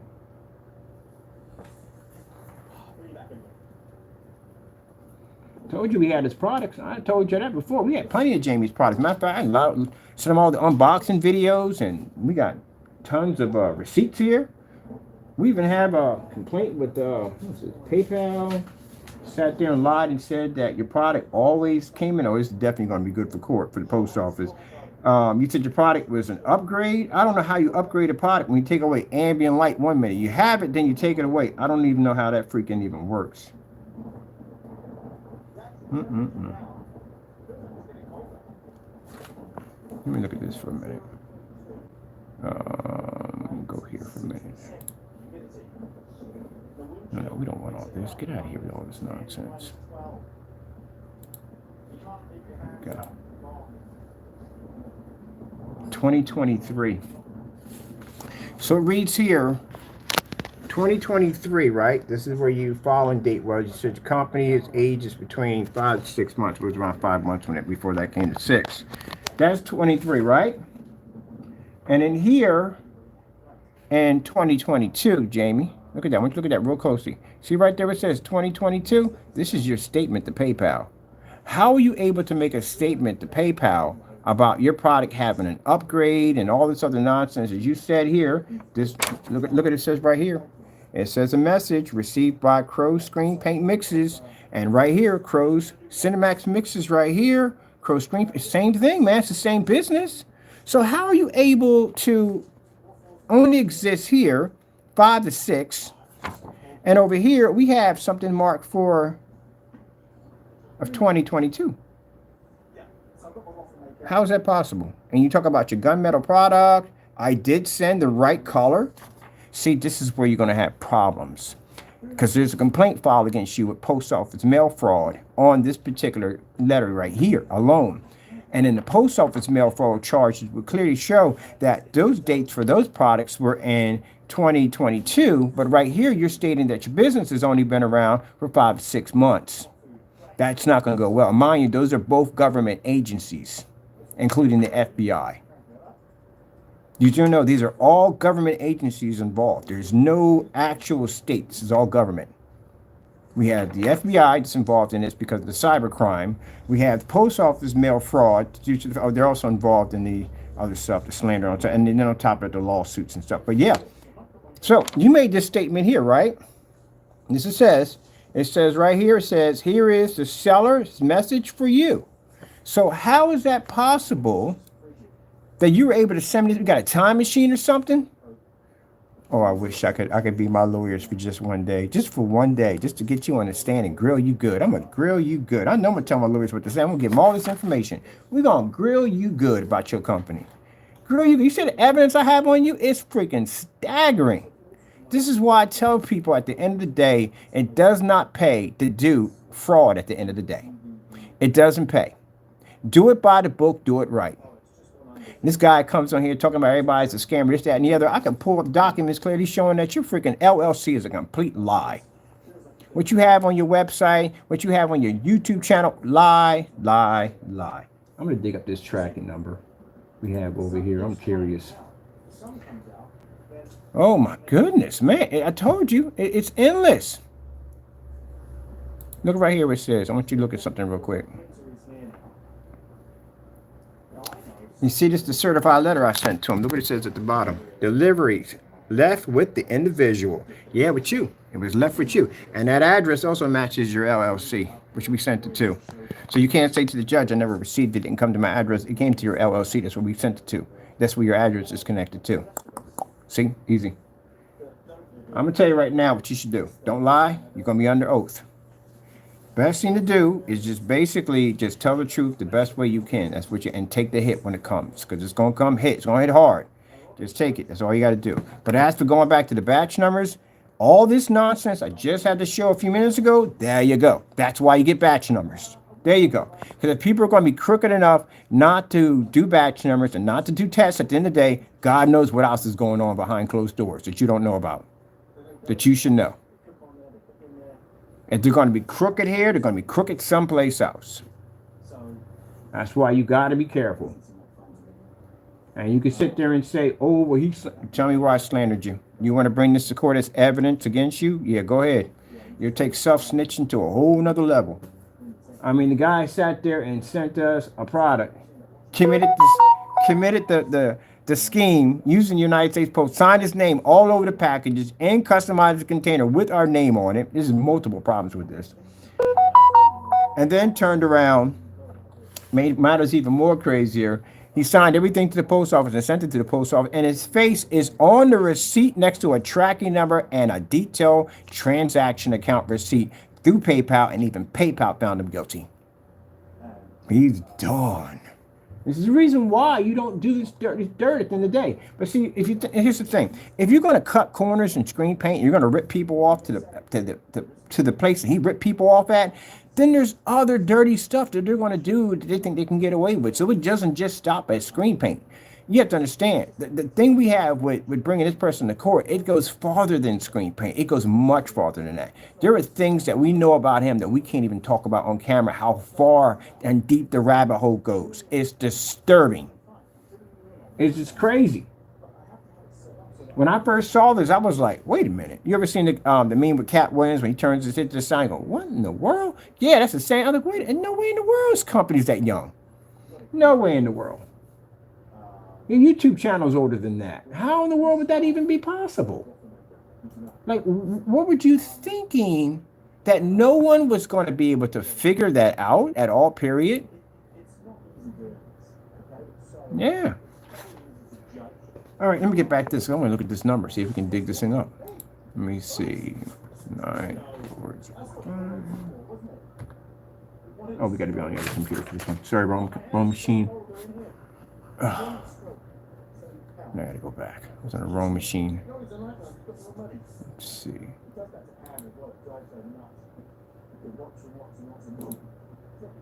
There we go.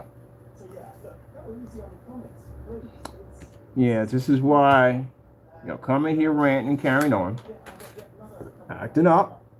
I try to keep, I don't have to dig this stuff if I don't want to. But if you're going to come on here and you're going to sit there and say I'm a liar and this and the other, I'm going to back up what I got to say. You ain't going to like it, but I'm going to back it up. So learn this lesson and learn it well. When you come in here talking about this, that, and the other about me, I'll start digging your stuff up and I'll start exposing you. How about that? I got enough evidence to back you guys up on so many levels, it's not even funny. Look at it. We got January the 16th. Look at that. It's an order number right there. Man, look at this. Look at the price. The price was like $58.95. That's what he was charging. And your company been around for how long?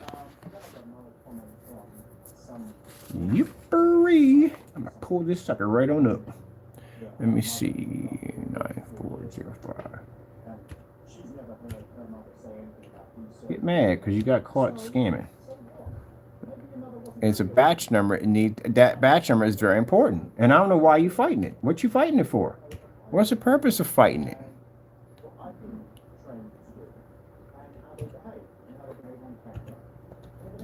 You have no form of protection for yourself at all whatsoever, and you have no way to protect your customers. So what's the problem?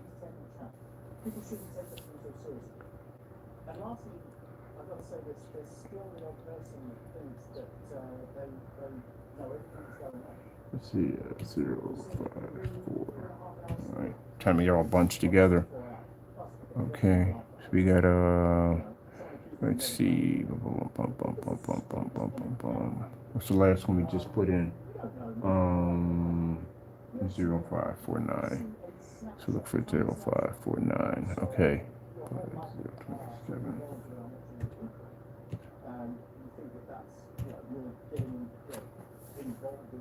27, 1855, 1855, 12. I wonder if you can dig them up that far back. You should be able to. You sunk my battleship. I swear I feel like saying that right now. You can't pull it. Doesn't make a difference. We got it there. This is why I record everything. It's too old. Can't pull it. It's too old. But doesn't make a difference. We got it there. That's all that matters. We got it there. That's a live video stream of that transaction going down. So no problem. Well, actually, no. This is basically, we were buying this product and he claimed he couldn't sell it to us because he said that our address was unshippable. That's what he said. And he canceled our order. This is where he pulled down his eBay listing because him and Danny did the same thing. Danny pulled down his listing when he couldn't take it anymore. He dropped his listing and he did the same thing. So he yanked his eBay listing because we were buying the product on live and he got upset. He got angry and he said, I can't ship it to your address. Your address is unshippable. And I said, you really want to go with that? Jamie, have you learned anything by now? By dealing with me at the end of the day, have you learned that I constantly embarrass you all the time? Don't you know? Just help you out here. Anything that I say out of my mouth, I'm going to back it. All right? So you understand that. If I don't have a way to back it, I'm not speaking it.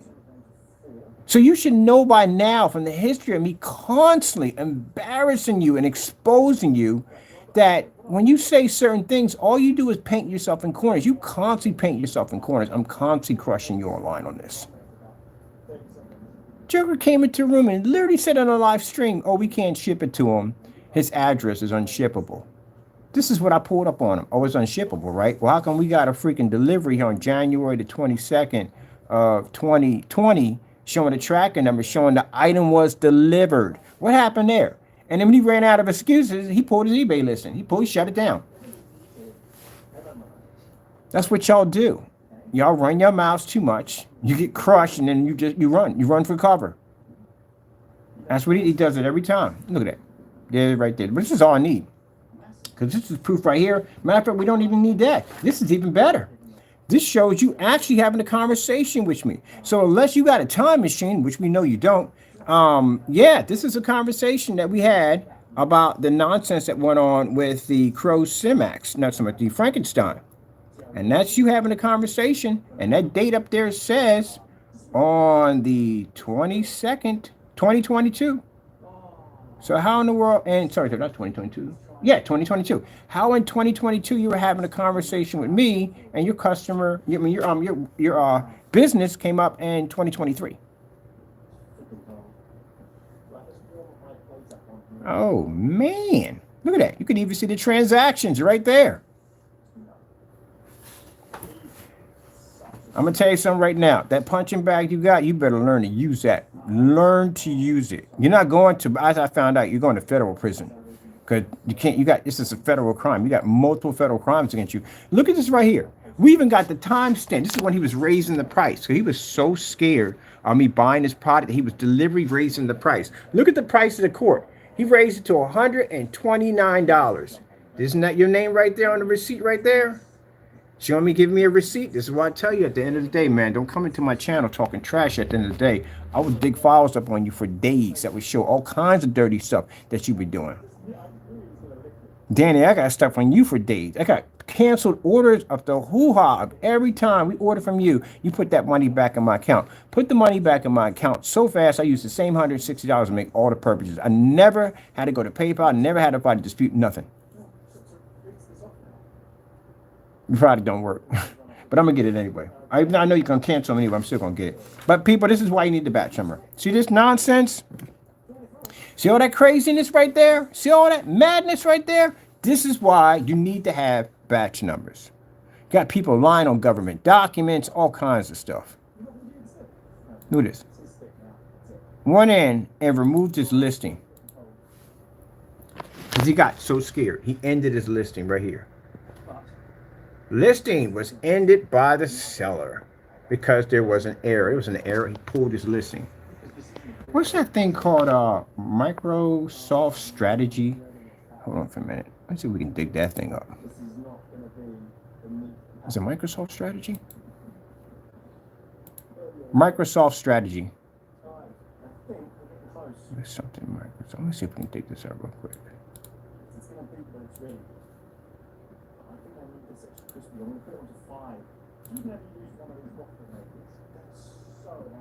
So, gentlemen, when you want to come in here and I talk about why batch numbers are needed, and you want to get angry, you want to get frustrated, you want to make me look like I'm a liar at the end of the day, and you try to make me look like the bad guy, I'll dig your documents up on you. I'll show you all the frauds you've been committing. I'll show you doing perjury against your freaking LLCs, how you got LLCs have been expired, how we got videos you matching products. I can go farther than that. I can go and I can pull up freaking transcripts where we've had conversations with you guys when you sat there and said that it's up to the customer to test the product. I got it right there in my archives.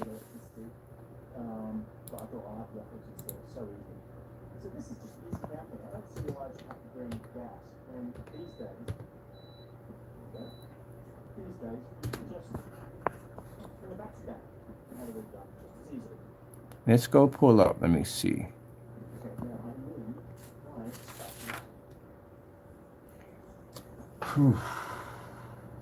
Oh.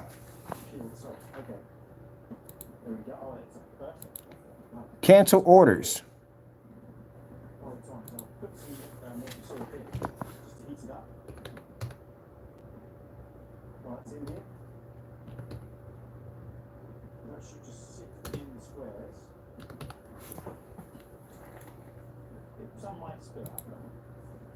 See that, Danny?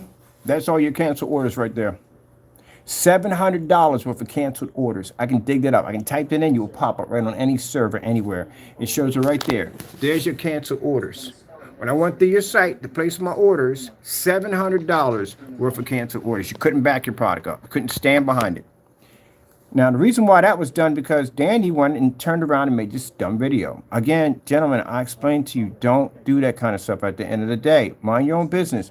But he decided to do this demonstration where he said that I canceled an order from you, right? That's what you said, right?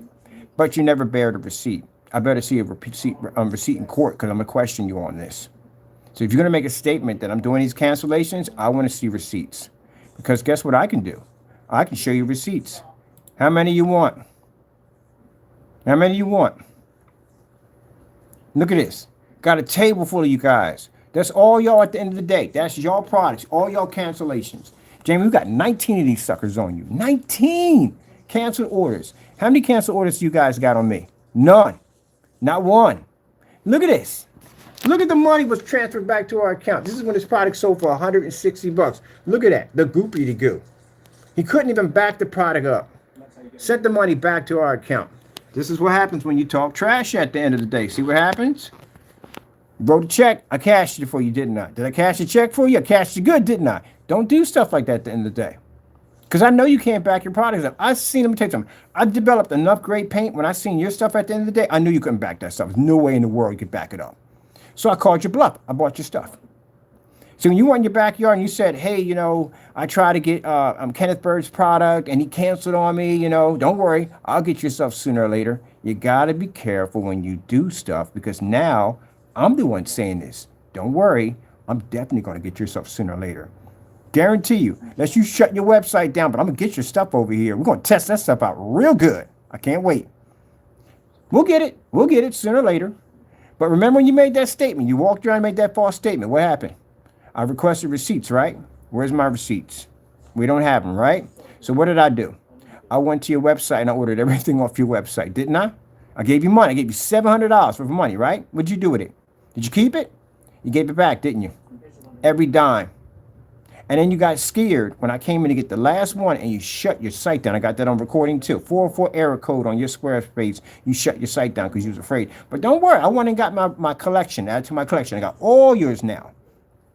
Now, I can come in and I can buy all your products and add to my collection, which I think I should add to my collection because you're going to give me my money back anyway. What do I care? You can't send anything out to me. That stuff doesn't work. But my friends will get it. One way or another, we'll have your stuff down here. And if you cancel their orders, I will know that those are the only orders that you're receiving because how would you know? How would you know? We just made that statement that we're going to come order. It's not going to be our order. I'll get canceled. I know that, but they're going to order. So how would you know they're from us? Unless those are the only orders you're getting.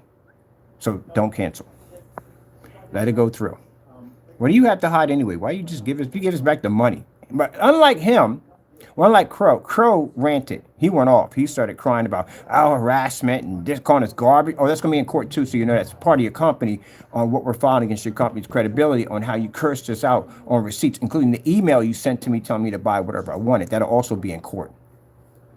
Because, you know, you made that statement, buy whatever I wanted. So if you go in court and you say, well, he harassed me. He went in and bought from my shopping cart when I told him he couldn't. Don't do that. Don't do that. I got proof that you went in and you told us to buy whatever we wanted. And they're dated to match the receipts. So don't do that. So any lies and all that stuff you do on YouTube or anywhere else in life, don't do it in there. I'm just giving you fair warning because it's going to go really bad. It's going to go bad for you anyway, but don't make it worse. So yeah, these are transactions from Danny. I'll tell you something. If I wanted to really have some fun with Crow, well, we can't because, again, open case on nonsense going on. But not nonsense, what's going on.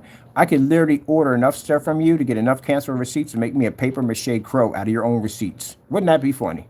That's embarrassing, but I could do that. But we're not.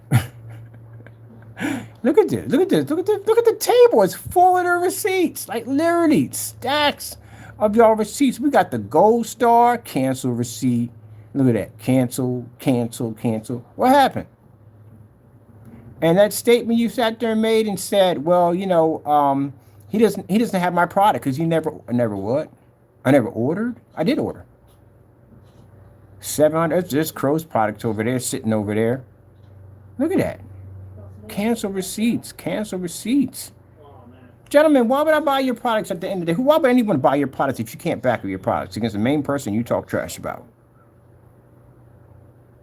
I gave you the money. Girl had $1,900 worth of orders. Did you know that?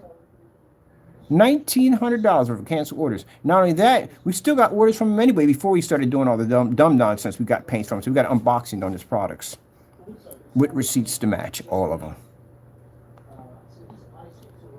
Yeah, cancel left and right. I could dig up every last. Matter of fact, we did all the orders in one day. No, I came in and bought because he kept shutting the site down. He shut it down for a couple of months. Then he said he was coming up with a new launch date, and then we had to wait. And then he shut it down again, and then he opened it up, and then he shut it down again. Wow.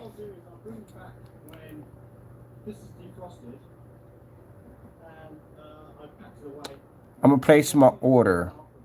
I'm not gonna tell you when. I'm gonna see how long it takes for you to cancel it, but I am gonna place my order. Because when I take you to court, I'm going to take you to court for a few things.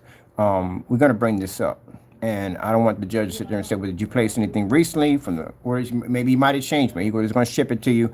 I got to be to back that up. So maybe I'll get lucky and maybe he'll ship it to us. And we'll get lucky and we'll get a product from him. If not, then basically I'm just going to have to get one of my buddies to get it for me. And if their orders get canceled, then we know that you're not getting any orders. Because how would you know? If you're getting all these orders at the end of the day, how would you know who's who? So that's how we know. So don't cancel the orders. Let it go through. You don't know who they are. You don't know what states they live in. They don't live in Allentown. I'll give you that one right there. They don't live in Allentown. But they live in different states. So you won't know who it is.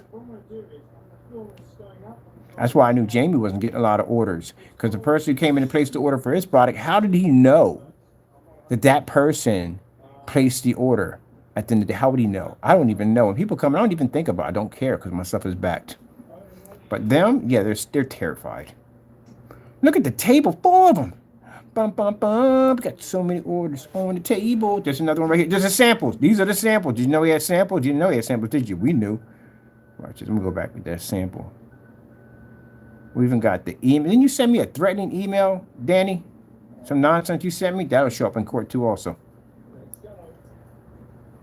I'll bring that up in court. That's why I said be careful about doing dumb stuff. You know what it is? With Danny lives in this bubble world where he feels that if he threatens people, they're going to be afraid of you. Danny, I lived up in the Badlands of Philly. I don't care.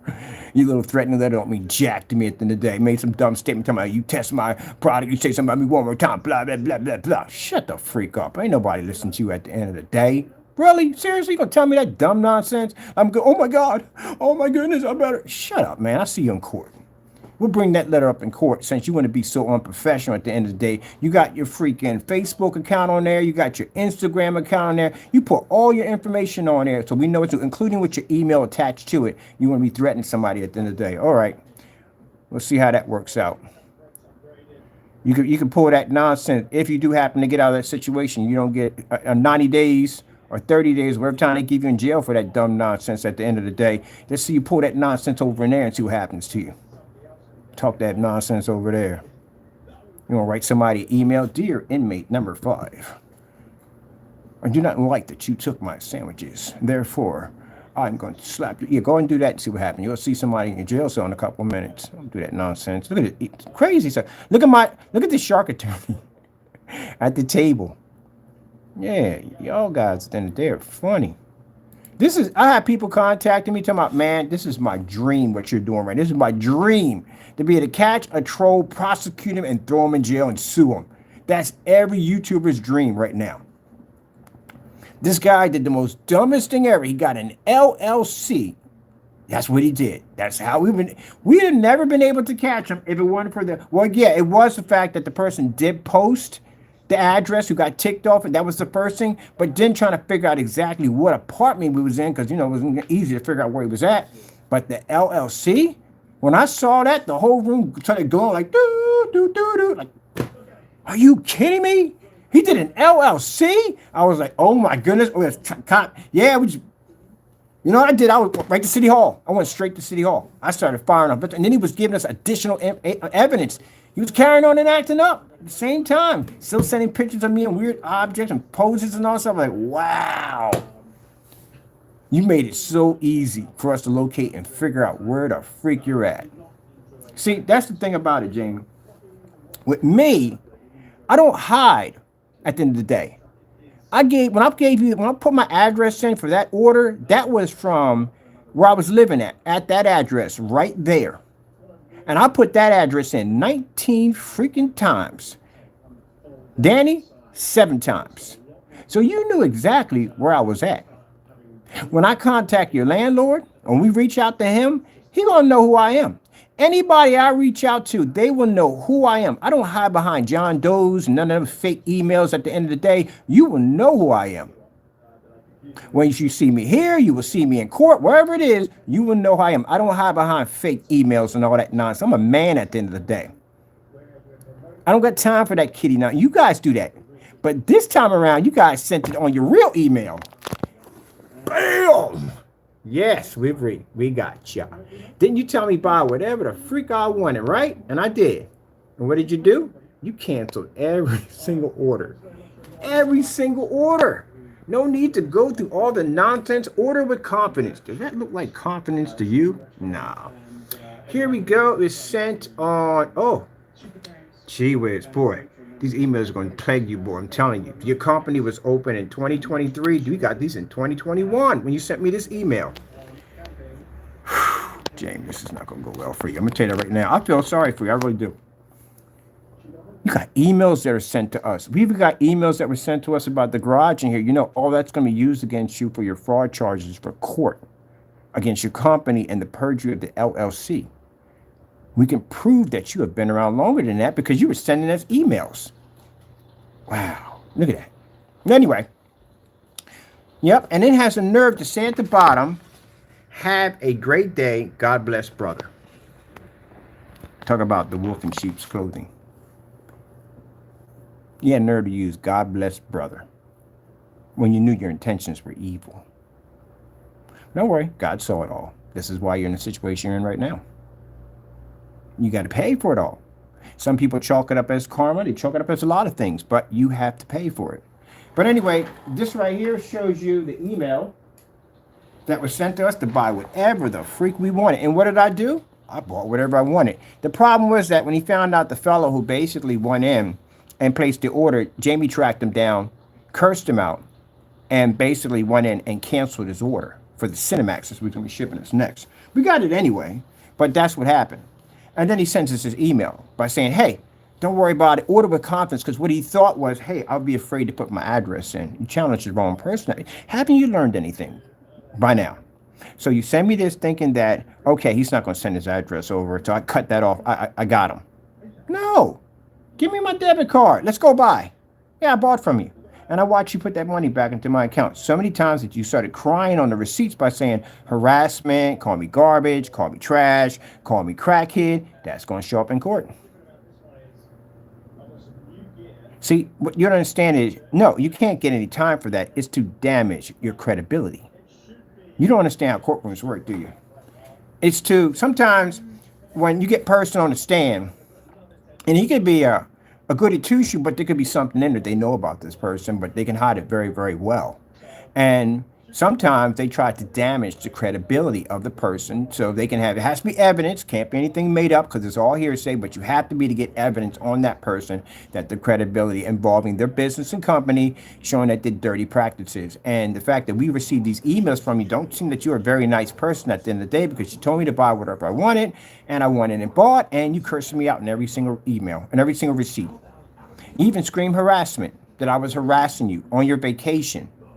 You know how backwards and weird that sounds at the end of the day, how bipolar that sounds? You just told me to buy what I wanted, so I bought what I wanted, and then when I did this, you canceled the orders and cursed me out. That's bipolar. So now you see why it's easy for me to get you a 302? Yeah. You play that role so easily. But yeah, told me to buy what I wanted, so I did. I bought what I wanted. He said, for the first time in your life, be a man. Even insulted me in the process. First time in your life, be a man.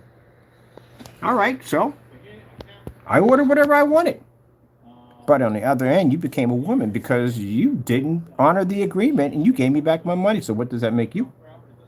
I'm just wondering about that. But yep, this is some of the emails we got there. And if you look at the dates on them too, look at the date right there. Clearly, did your company exist around this time? Because what I'm seeing on that receipt you're showing over there on that document is saying you've been around 5 to 6.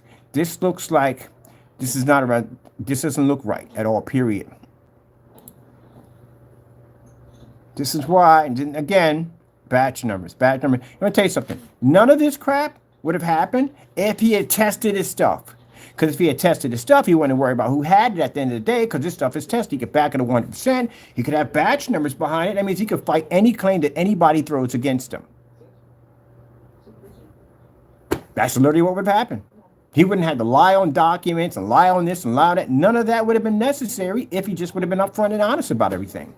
But if you practice bad practices on one thing, you're going to practice bad practices on everything. And that's what you're seeing. That's what you're seeing, the track record of Jamie. Lied on his paints. When he first started off, he gave away products for free. No harm in that at all, period. Knock yourself out. But then he started selling his products. Still no harm in that. But when your products that you give away for free are matching products that you're selling, then that's when things get a little bit, they start turning in a different direction, which you don't want. But that's why I asked you to do a challenge to put your products against the gray paint that you were making and give away for free to see if any of it was matching, because we did our test. We knew what was coming up, but you refused to do it. And then the worst upon worst happened, this product ended up matching a household paint you start off the shelf. And again, because that product is cheaper, your product shouldn't be $50. It should be way under $50, because again, at $50, and again, a customer can go in and buy a gallon of that for anywhere between 15 to 20 bucks. And you didn't warn customers, you didn't tell them anything, you continue to sell the product, you advertise it, and this, that, and the other, like it never even happened. Something's not right there. It's like you have no guilt, no conscience, nothing at all, period. That's dangerous, extremely dangerous. And again, needs to be tested under a psychiatric evaluation, because that's weird that you didn't even come in and warn or tell anybody about what was going on. You continue to let the videos play. Went on for like 4 months before he pulled them down. He pulled them down because he couldn't take it anymore. People were getting on him about it, about these videos. Then you tell us, as we have a customer, because we can't buy from you because you tamper with products, you do weird things with them, and this is what got you the post office fraud charges. See the pattern of nonsense? Yay, so that you could have gave me back the money. You did it dozens of times, but instead, you decided to go out and tamper with product. You sent me a container with a punctured hole in it, and that can get you in a lot of trouble. You sent the tampered product knowing that you tampered with it through United States Postal Service. Anything could have happened with that punctured container. That's not good for business. That's not good for anybody at the end of the day. So that shows bad business practices right there from the door. Then the post office mail fraud, that's even bad, worse business practices. You committed fraud to the United States government. Perjury on your licenses, on your LLC, that's even worse right there too. So like I said, if you look at it, the path he's traveling on, he was just committing one crime after the next. Then instead of practicing good business terms, you're posting people's addresses, you're making weird puppets out of them, you're calling them scammers, you're doing fake demonstrations on their products, all kinds of stuff. Look what you got yourself in. So when you talk about this spiral of Mr. Bird, no, Jamie, this is a spiral of you. I can pull up all kinds of documents showing your ongoing rise and descent. When you first started off giving products away for free, which a lot of people didn't know you, but we knew you. And then when you started selling these products, and then these products were coming up looking sketchy as I don't know what. And then you just continue to descend. And I can show documents as you rise and descend easily. Even these emails of you ranting and carrying on about screen paint that we purchased and bought with our own money, but you didn't want to take any of the money. So it's not my fault. And they get mad at me and scream at me about it. Ooh, man, I tell you, it's a lot, people. It's a lot. And all this started from just talking. See what I mean? The minute we mention batch numbers, this is where all this comes up. This is the main person who doesn't want batch numbers. But guess what's going on? Well, but first of all, you don't have to worry about it. What do you worry about it for? You're lucky if you get a year. So what are you worried about it for? What are you worried about batch numbers for? You got bigger problems than that. You got to get a lawyer. A batch number is the last thing you need to worry about. Coming in here, carrying on, acting up, and whatever you have coming here with you is the last thing you need to worry about. You need to worry about court. and lawsuits. That's what you need to worry about. That should be your main right there. What process server, what deputy or whoever, sheriff's department is going to pop up at your front door? You got charges filed on you for doing dumb stuff. Let's go over to, let me see real quick. Buy whatever the freak you want. We even got you where you made a fake account. This is a fake account Jamie made. You got Trace too. Yeah, he made a fake account. Took my logo, my copyrighted logo, made a fake account. Identity theft, by the way. That's what I'm also charging you with. Yeah. Identity theft. You're going to get charged with. So you made a fake account on Instagram. Said that me calling myself a scammer and a stupid person, and basically made a fake account. That's identity theft, buddy. You know that, right? I'm going to sue you for this, too. I'm going to sue you for... I told you, at the end of the day, you will owe me so much money, your grandkids will owe me money. I'm not joking. I'm dead serious. I'm going to slam you for millions of dollars. Made a fake account. Let's go over here to some of these messages over here. These are the messages after we got the email telling us to buy whatever we wanted. This is the craziness that went on the email. These are the cancel orders. These are some of the first ones, and then he started ranting. Because you told me to buy whatever I wanted, so I went in, and I bought whatever I want. So he started crying harassment. So it's harassment, right? And keep in mind, look at your receipts involving the perjury you committed on your LLC. That shows actual orders be placed from your website. So again, yeah, they're dated. So it's harassment now. All right, order whatever you want, harassment. There's some more documents showing your business has been open quite some time. Here we go. Insulted us again. Crow says, now he prefers to himself as a third person or a second person. Crow says you are banned. If our product is garbage, why order it? People, can we take a moment here to just process that for a minute? Why order it? If it's garbage, why order it? Didn't you just tell me buy whatever I wanted? This is why I believe you're bipolar. You just told me to buy whatever I wanted and then sat there and said for the first time in your life, be a man about it. Egging me on. So guess what? I bought it. Now you're telling me that, why am I buying your product? You just told me to buy it. Gee whiz Louise. I had people read through this thing and be like, yeah, he's bipolar. You just told me to buy whatever I wanted. And then you told me to be a man about it. God bless, brother. That's what I did. I bought from you. This is when it was $85. You know how much money I was throwing over there? $85 a quart. I was buying. That's the UV mix we purchased. Look at this. Tells me I'm banned. How am I banned? Because I bought from you. That is the most bipolar thing I've ever seen right now. That is literally super bipolar right there. You just told me buy whatever I want. Send me an email. God bless, brother. Be a man for the first time in your life. Place the order. Enough with all the nonsense. Order with confidence. And then he tells me I'm banned for placing an order. All right. All right. So let's see. If the product is garbage, why order? If, thank you for all the promotion. We are full of orders. No, I doubt that. Then he calls me a scammer. That's going to come back to bite you in the face. You know I'm suing you for basically calling me a scammer, right?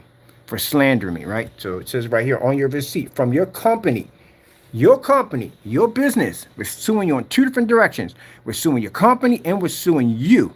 So we can show that on your company receipts that you clearly, me, a customer, called me a scammer.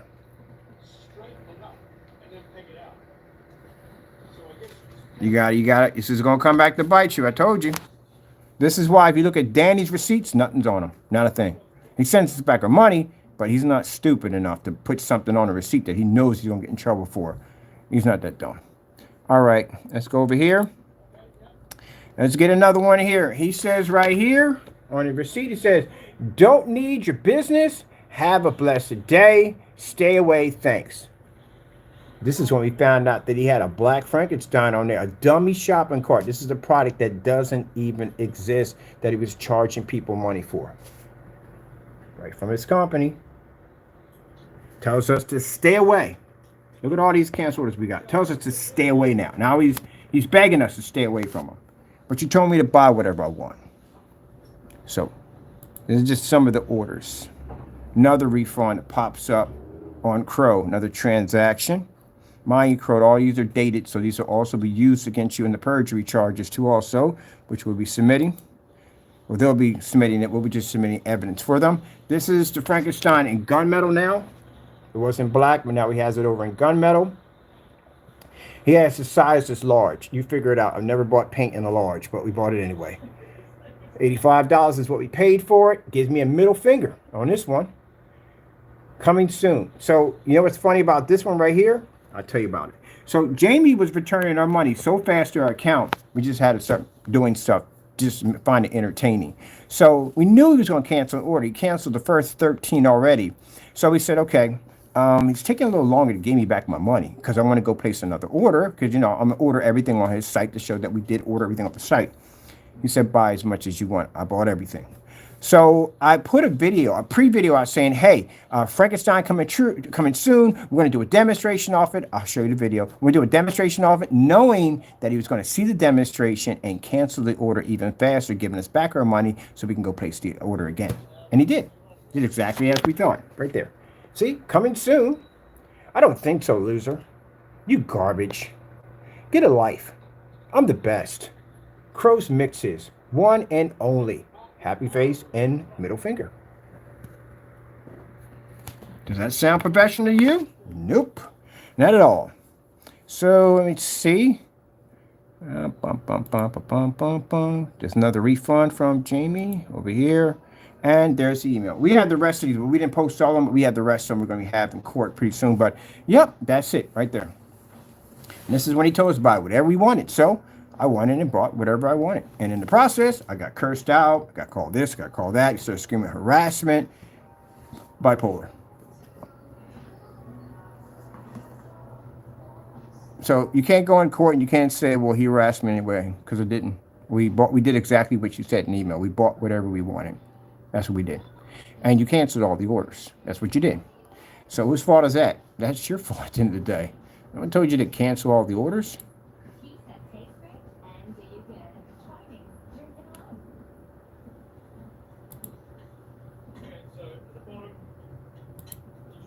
This video is still yet to be done. I'm still curious about this one, but I don't think we'll ever see it. This is another reason why batch number is important.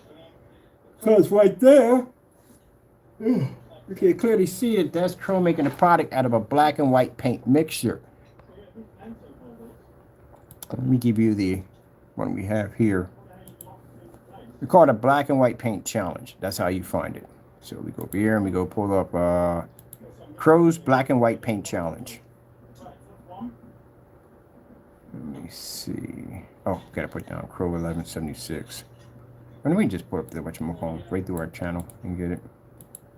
Man, if you need any information, just go right through our channel and just get it right from there. Oh, no, that's my music over there. We're not going in there. There we go.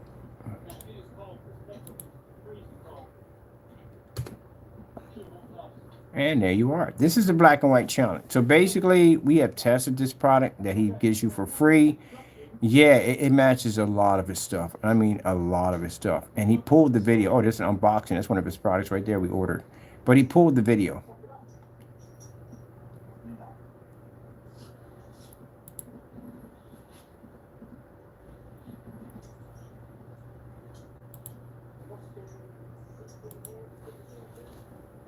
Now, again, that's why batch numbers are important. But here's the problem. The reason why you're not going to see batch numbers, you're not going to see tested, because these guys talked up their products too high. When you talk a product up too high and through the roof and there's no testing behind it, oh, kind of. What does that remind me of? Someone did that one before. Someone made a video game. No Man's Sky. Yes. Perfect example. No Man's Sky did that. But they did follow through and they did make a good product afterwards. They did. He did follow through on top of that. Actually, the game is pretty good. I did get it. But anyway, when he first started off, it was all this stuff about the product and about this what he was going to be making, and it turned out to be you couldn't do any of the stuff he said. So he kind of hyped it up way too high, and it was kind of hard to cash back on that. So this one right here is what Crow's done with his products. The products were claimed to do this and do that, and they can't do any of that. So this right here is called the black and white challenge. Do you know what's sitting up against that screen right now? So that's supposed to be the Metallica Mix 2.0, right? And what I showed you here in the container, right on the camera, that is also the Metallica Mix 2.0, the one the customer bought. They matched perfectly. They're the same paint. So that's how you make the product right there for free. 2 tablespoons into flat white paint. And we turned around and we bought that product from a customer who got it for us. We did the unboxing, got the product, and the product matched perfectly to the free do-it-yourself mix that he showed you how to make it. Now you can't find it because he did delete the video off his account.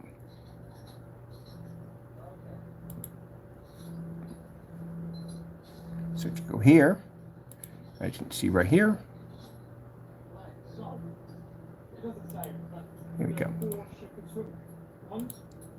See the container there? Now, come back over here, and we'll go over to blacklist. We'll come scroll up to here, and we'll show you what's in this package right here.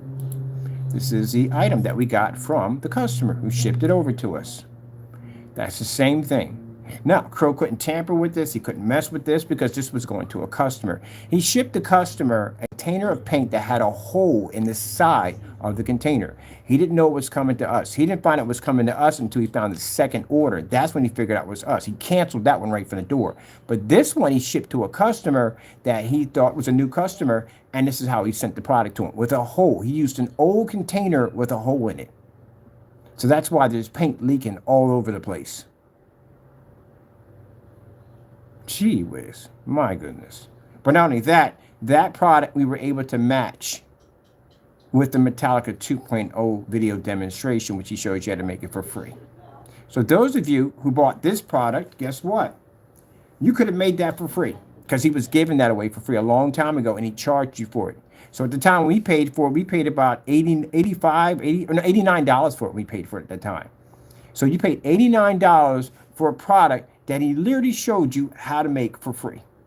That's why batch number is also too important. Look at that.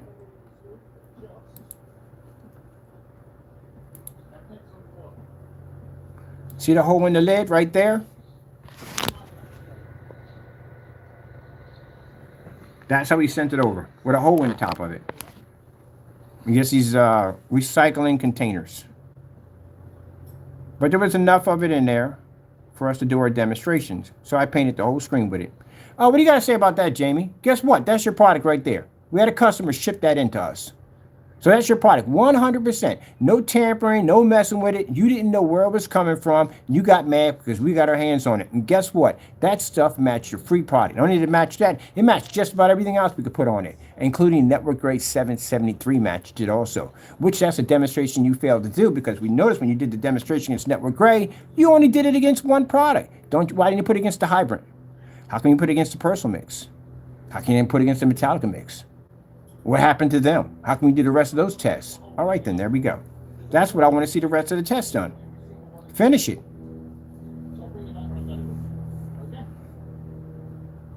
That's everyday gray paint. That's literally everyday gray paint. Look at that. So without a batch number, how would you know what you're getting? How do you know if you're not getting house paint? How would you know?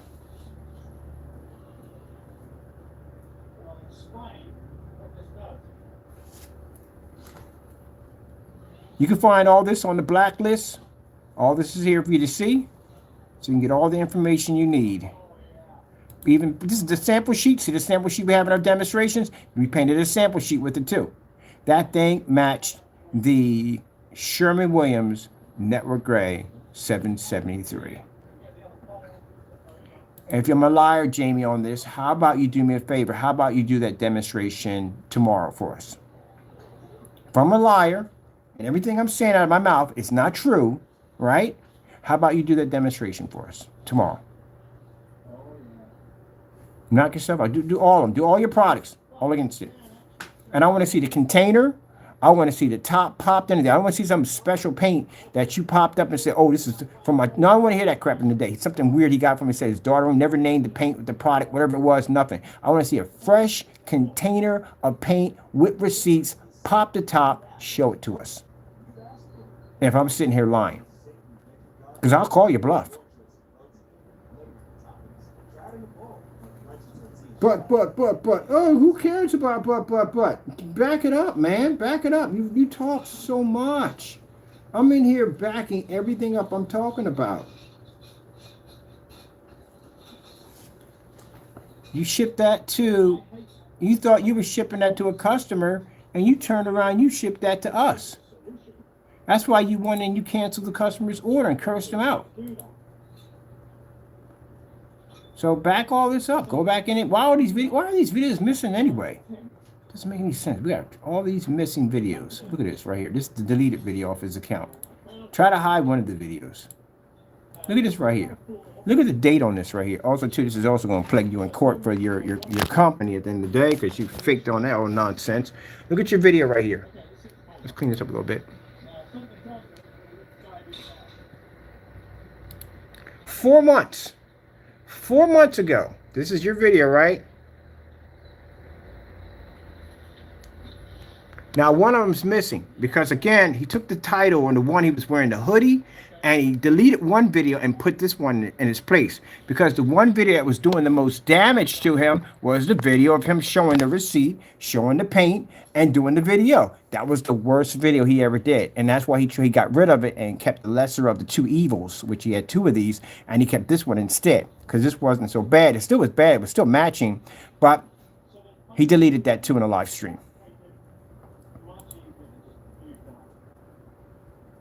So you'll see that it's still matching. See, still matching.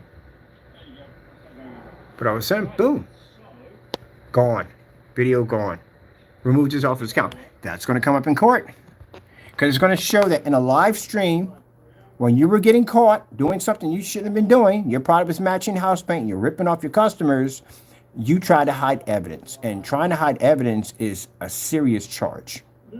That means that basically you have admitted and showed guilt. Why would you hide something if you weren't guilty? That's what people say. Well, I got nothing to hide. I'm not guilty. You have something to hide. That's why you got rid of the video. So where's the video at? How come it's not posted to your site? Where did it go?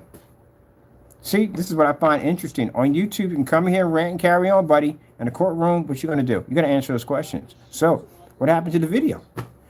What I'm saying now, I can't talk to you directly, but my attorney can do it. So what happened to it? Where did it go? You had that video on your account for four months. It was on your account for 4 months, right? Here it is right here. Crystal clear for everybody to see. 4 months ago, it was on your account, right? That's you, ain't it? Don't you? What do you wrote at the bottom? Crow 1176 mixes. Don't believe everything you hear. And then deletes the video off his account. So let me get this straight. Don't believe everything you hear. I'm not a scammer. I'm not ripping people off. I'm not robbing them. I'm not doing any of these things. And doop, video was missing. That you already admitted that you're a scammer and a thief just by deleting the video alone. And you got your website right there, which shows that not only, Jamie, what you have to understand here, you have to understand the big picture here. It's not only you that's being prosecuted, it's your company that's being prosecuted also. You used and abused your company, your own company, to manipulate, rob, steal, and commit fraud. You also committed criminal charges through your company. Do you know how bad this becomes? Extremely bad. Because you have agency attached to your site. You have PayPal's attached to your site, and they're going to have a good standing. You have Wix, which wants to have a good standing, which they're going to get something lawsuit because of that dumb nonsense. These are people at the end of the day, also to your customers and those who came in to try to back your products. You literally threw every single one of them under buses. The people was in the chat room. There's no customers, by the way. We saw that there's no customers talking about this when he was doing this video. It's all only his fan base, his troll community, and that was which Silent Week 5 was in there, and a couple other people that were in there. But anyway, they were the only ones in there, and they weren't acknowledging the video. They really weren't. The only one that was acknowledging it was Silent Week 5. It was like, oh man, I can see there's 2 different products there. Yeah, okay, you need glasses. We already has glasses. Get your glasses checked. But anyway. He was acknowledging it, the only person, because we have that recorded too. So no customer was in there. And the reason why no customer is in there, because again, people aren't stupid at the end of the day. They can look at it and see they're both matching. But you just went on and on about how your contrast was different and the white levels were different and blah, blah, blah, blah, blah, just to delete it. So where did it go? And yet, you get on YouTube and you have a nerve to sit there and say, oh, my Cinemax is the best of the best. It's the best product, the best of the best. I think, seriously, you've gone mad already. I think you have. Who else would do something like that? You would have to be crazy. Think about it. You literally got caught doing something out in the open. Everyone saw it. And you're still trying to sell the product as if it never happened? I think you've gone mad. Unless you got that, you got the Linus syndrome. You know what Linus syndrome is, right? The great pumpkin, Charlie Brown. I mean, year after year, he goes in that pumpkin patch and believes that that great pumpkin's going to come up and send him all these presents for all the boys, good little boys and girls. Unless you believe in this, and you really do believe in this, that's when it gets really, really sad. This is where things get really, really sad. Now, with Charlie Brown, it's funny because, you know, that's a fictional character, but you're actually real. That you actually physically believe that you think you're seeing 2 different colors and that your product is working perfectly fine and everything you have done, you've done nothing wrong at all, period. That's along the line of insanity. That there's something wrong, there's something that's not clicking at all. This is going to get you a 302 very easily. Because you had to see it. You had to see it. How did you not see they were not matching? You got rid of the video, so you must have basically come to some conclusion that they were matching somewhere along the line for you to delete it. Because put it this way, people who have evidence will not delete evidence. Like all the evidence I have against you, I stand behind that 100%. All my demonstrations that I have on my black versus black and tons of testings, I stand behind that 100%. I'll go anywhere and any place and do what has to be done. But you, on the other hand, can't do this. So either you believe in this, I don't know. It's kind of crazy. I'm going to request, I'm going to see if my lawyers can request a psychiatric evaluation. Something, because something ain't right there. I'm not trying to discredit the man in any way, but it's just no way to explain it. How do you just literally it's like somebody slammed into your car right there, bam, slams into your car and gets out and says, I never hit your car. You got to be kidding me. Like, all these people just saw you run into my car. We got it on the camera. Yeah, but I didn't hit your car. I wasn't driving. You're right there. You were driving the vehicle. We saw you. We all saw you. Yeah, but no, it never happened. I didn't hit your car. That's literally what you're doing. Every time you put that product on, you sell it. This is why people, again, batch numbers are important. Sorry, the treatments will go long. Hope you enjoyed it. But this is why. We put the hot mic up because we want you to see the reaction and how they act and how they carry on. Of course, yes, they're going to try to come toward me and slam me at the end of the day. I don't care. Like I said, at the end of the day, I'm the one bringing you guys to court. If you feel at the end of the day that I'm doing anything wrong and I'm doing whatever I'm doing, I'm scamming, whatever, knock yourself out. Get an attorney. I'll see you in court. No problem. But you won't do that because you know at the end of the day that you lied and you committed all these different crimes as we said you've done. You've basically done all these scams against people. We can back up everything that we say in court. So when we get to court, let's see who comes out the winner. But other than that, at the end of the day, you still have to get a batch number. Don't make a difference. Still got to get a batch number. And I don't care if it upsets you or makes you angry or makes you upset, which you shouldn't, because a batch number helps everybody out. I'm pretty sure a customer would love to see their product tested before it's shipped out to them, and they would like to know their product was tested before it was shipped out. I think we all would want our stuff to be like that at the end of the day, and I don't know why they're upset and against that. Maybe it's because it's going to cost them money, and they can't back up something that they hyped up too high. All right, well, that's basically about it. Guys, enjoy your day. I'm going to go sit back and chill for a little bit. Probably got a ton of hate mail coming through right now. By the way, when you guys were sending us down hate mail, you know the city was down here, right? They was watching your mail come through. Got to be careful when you're sending me stuff because you never know who's over here watching and looking at it. Yeah. I even gave some agencies remote control access to our accounts so they can watch your messages come through or whoever send them through. Yeah, I didn't think about that, did you? No, you did not. Too late. Too late for you. All right, whatever. But anyway, as I said before, all these is going onto a live chat. I want other people to look at this and read the messages that we got across. I don't read any of these. If something does come up with disturbing or anything else from there, we just basically just forward all this over to the FBI unit, which is basically handling the open case from the door. This is why I advise your customers when you come in, this is not about business. At the end of the day, it's not about doing orders. Do not talk about business here. This is for a certain reason why we have these open mics, is to expose these people that are ripping people off and get them out here and get them talking and carrying on and ranting and acting up as they usually do. They will show their true colors on the hot mic. That being said, gotta go and God bless. Welcome to the hot mic. The hot mic.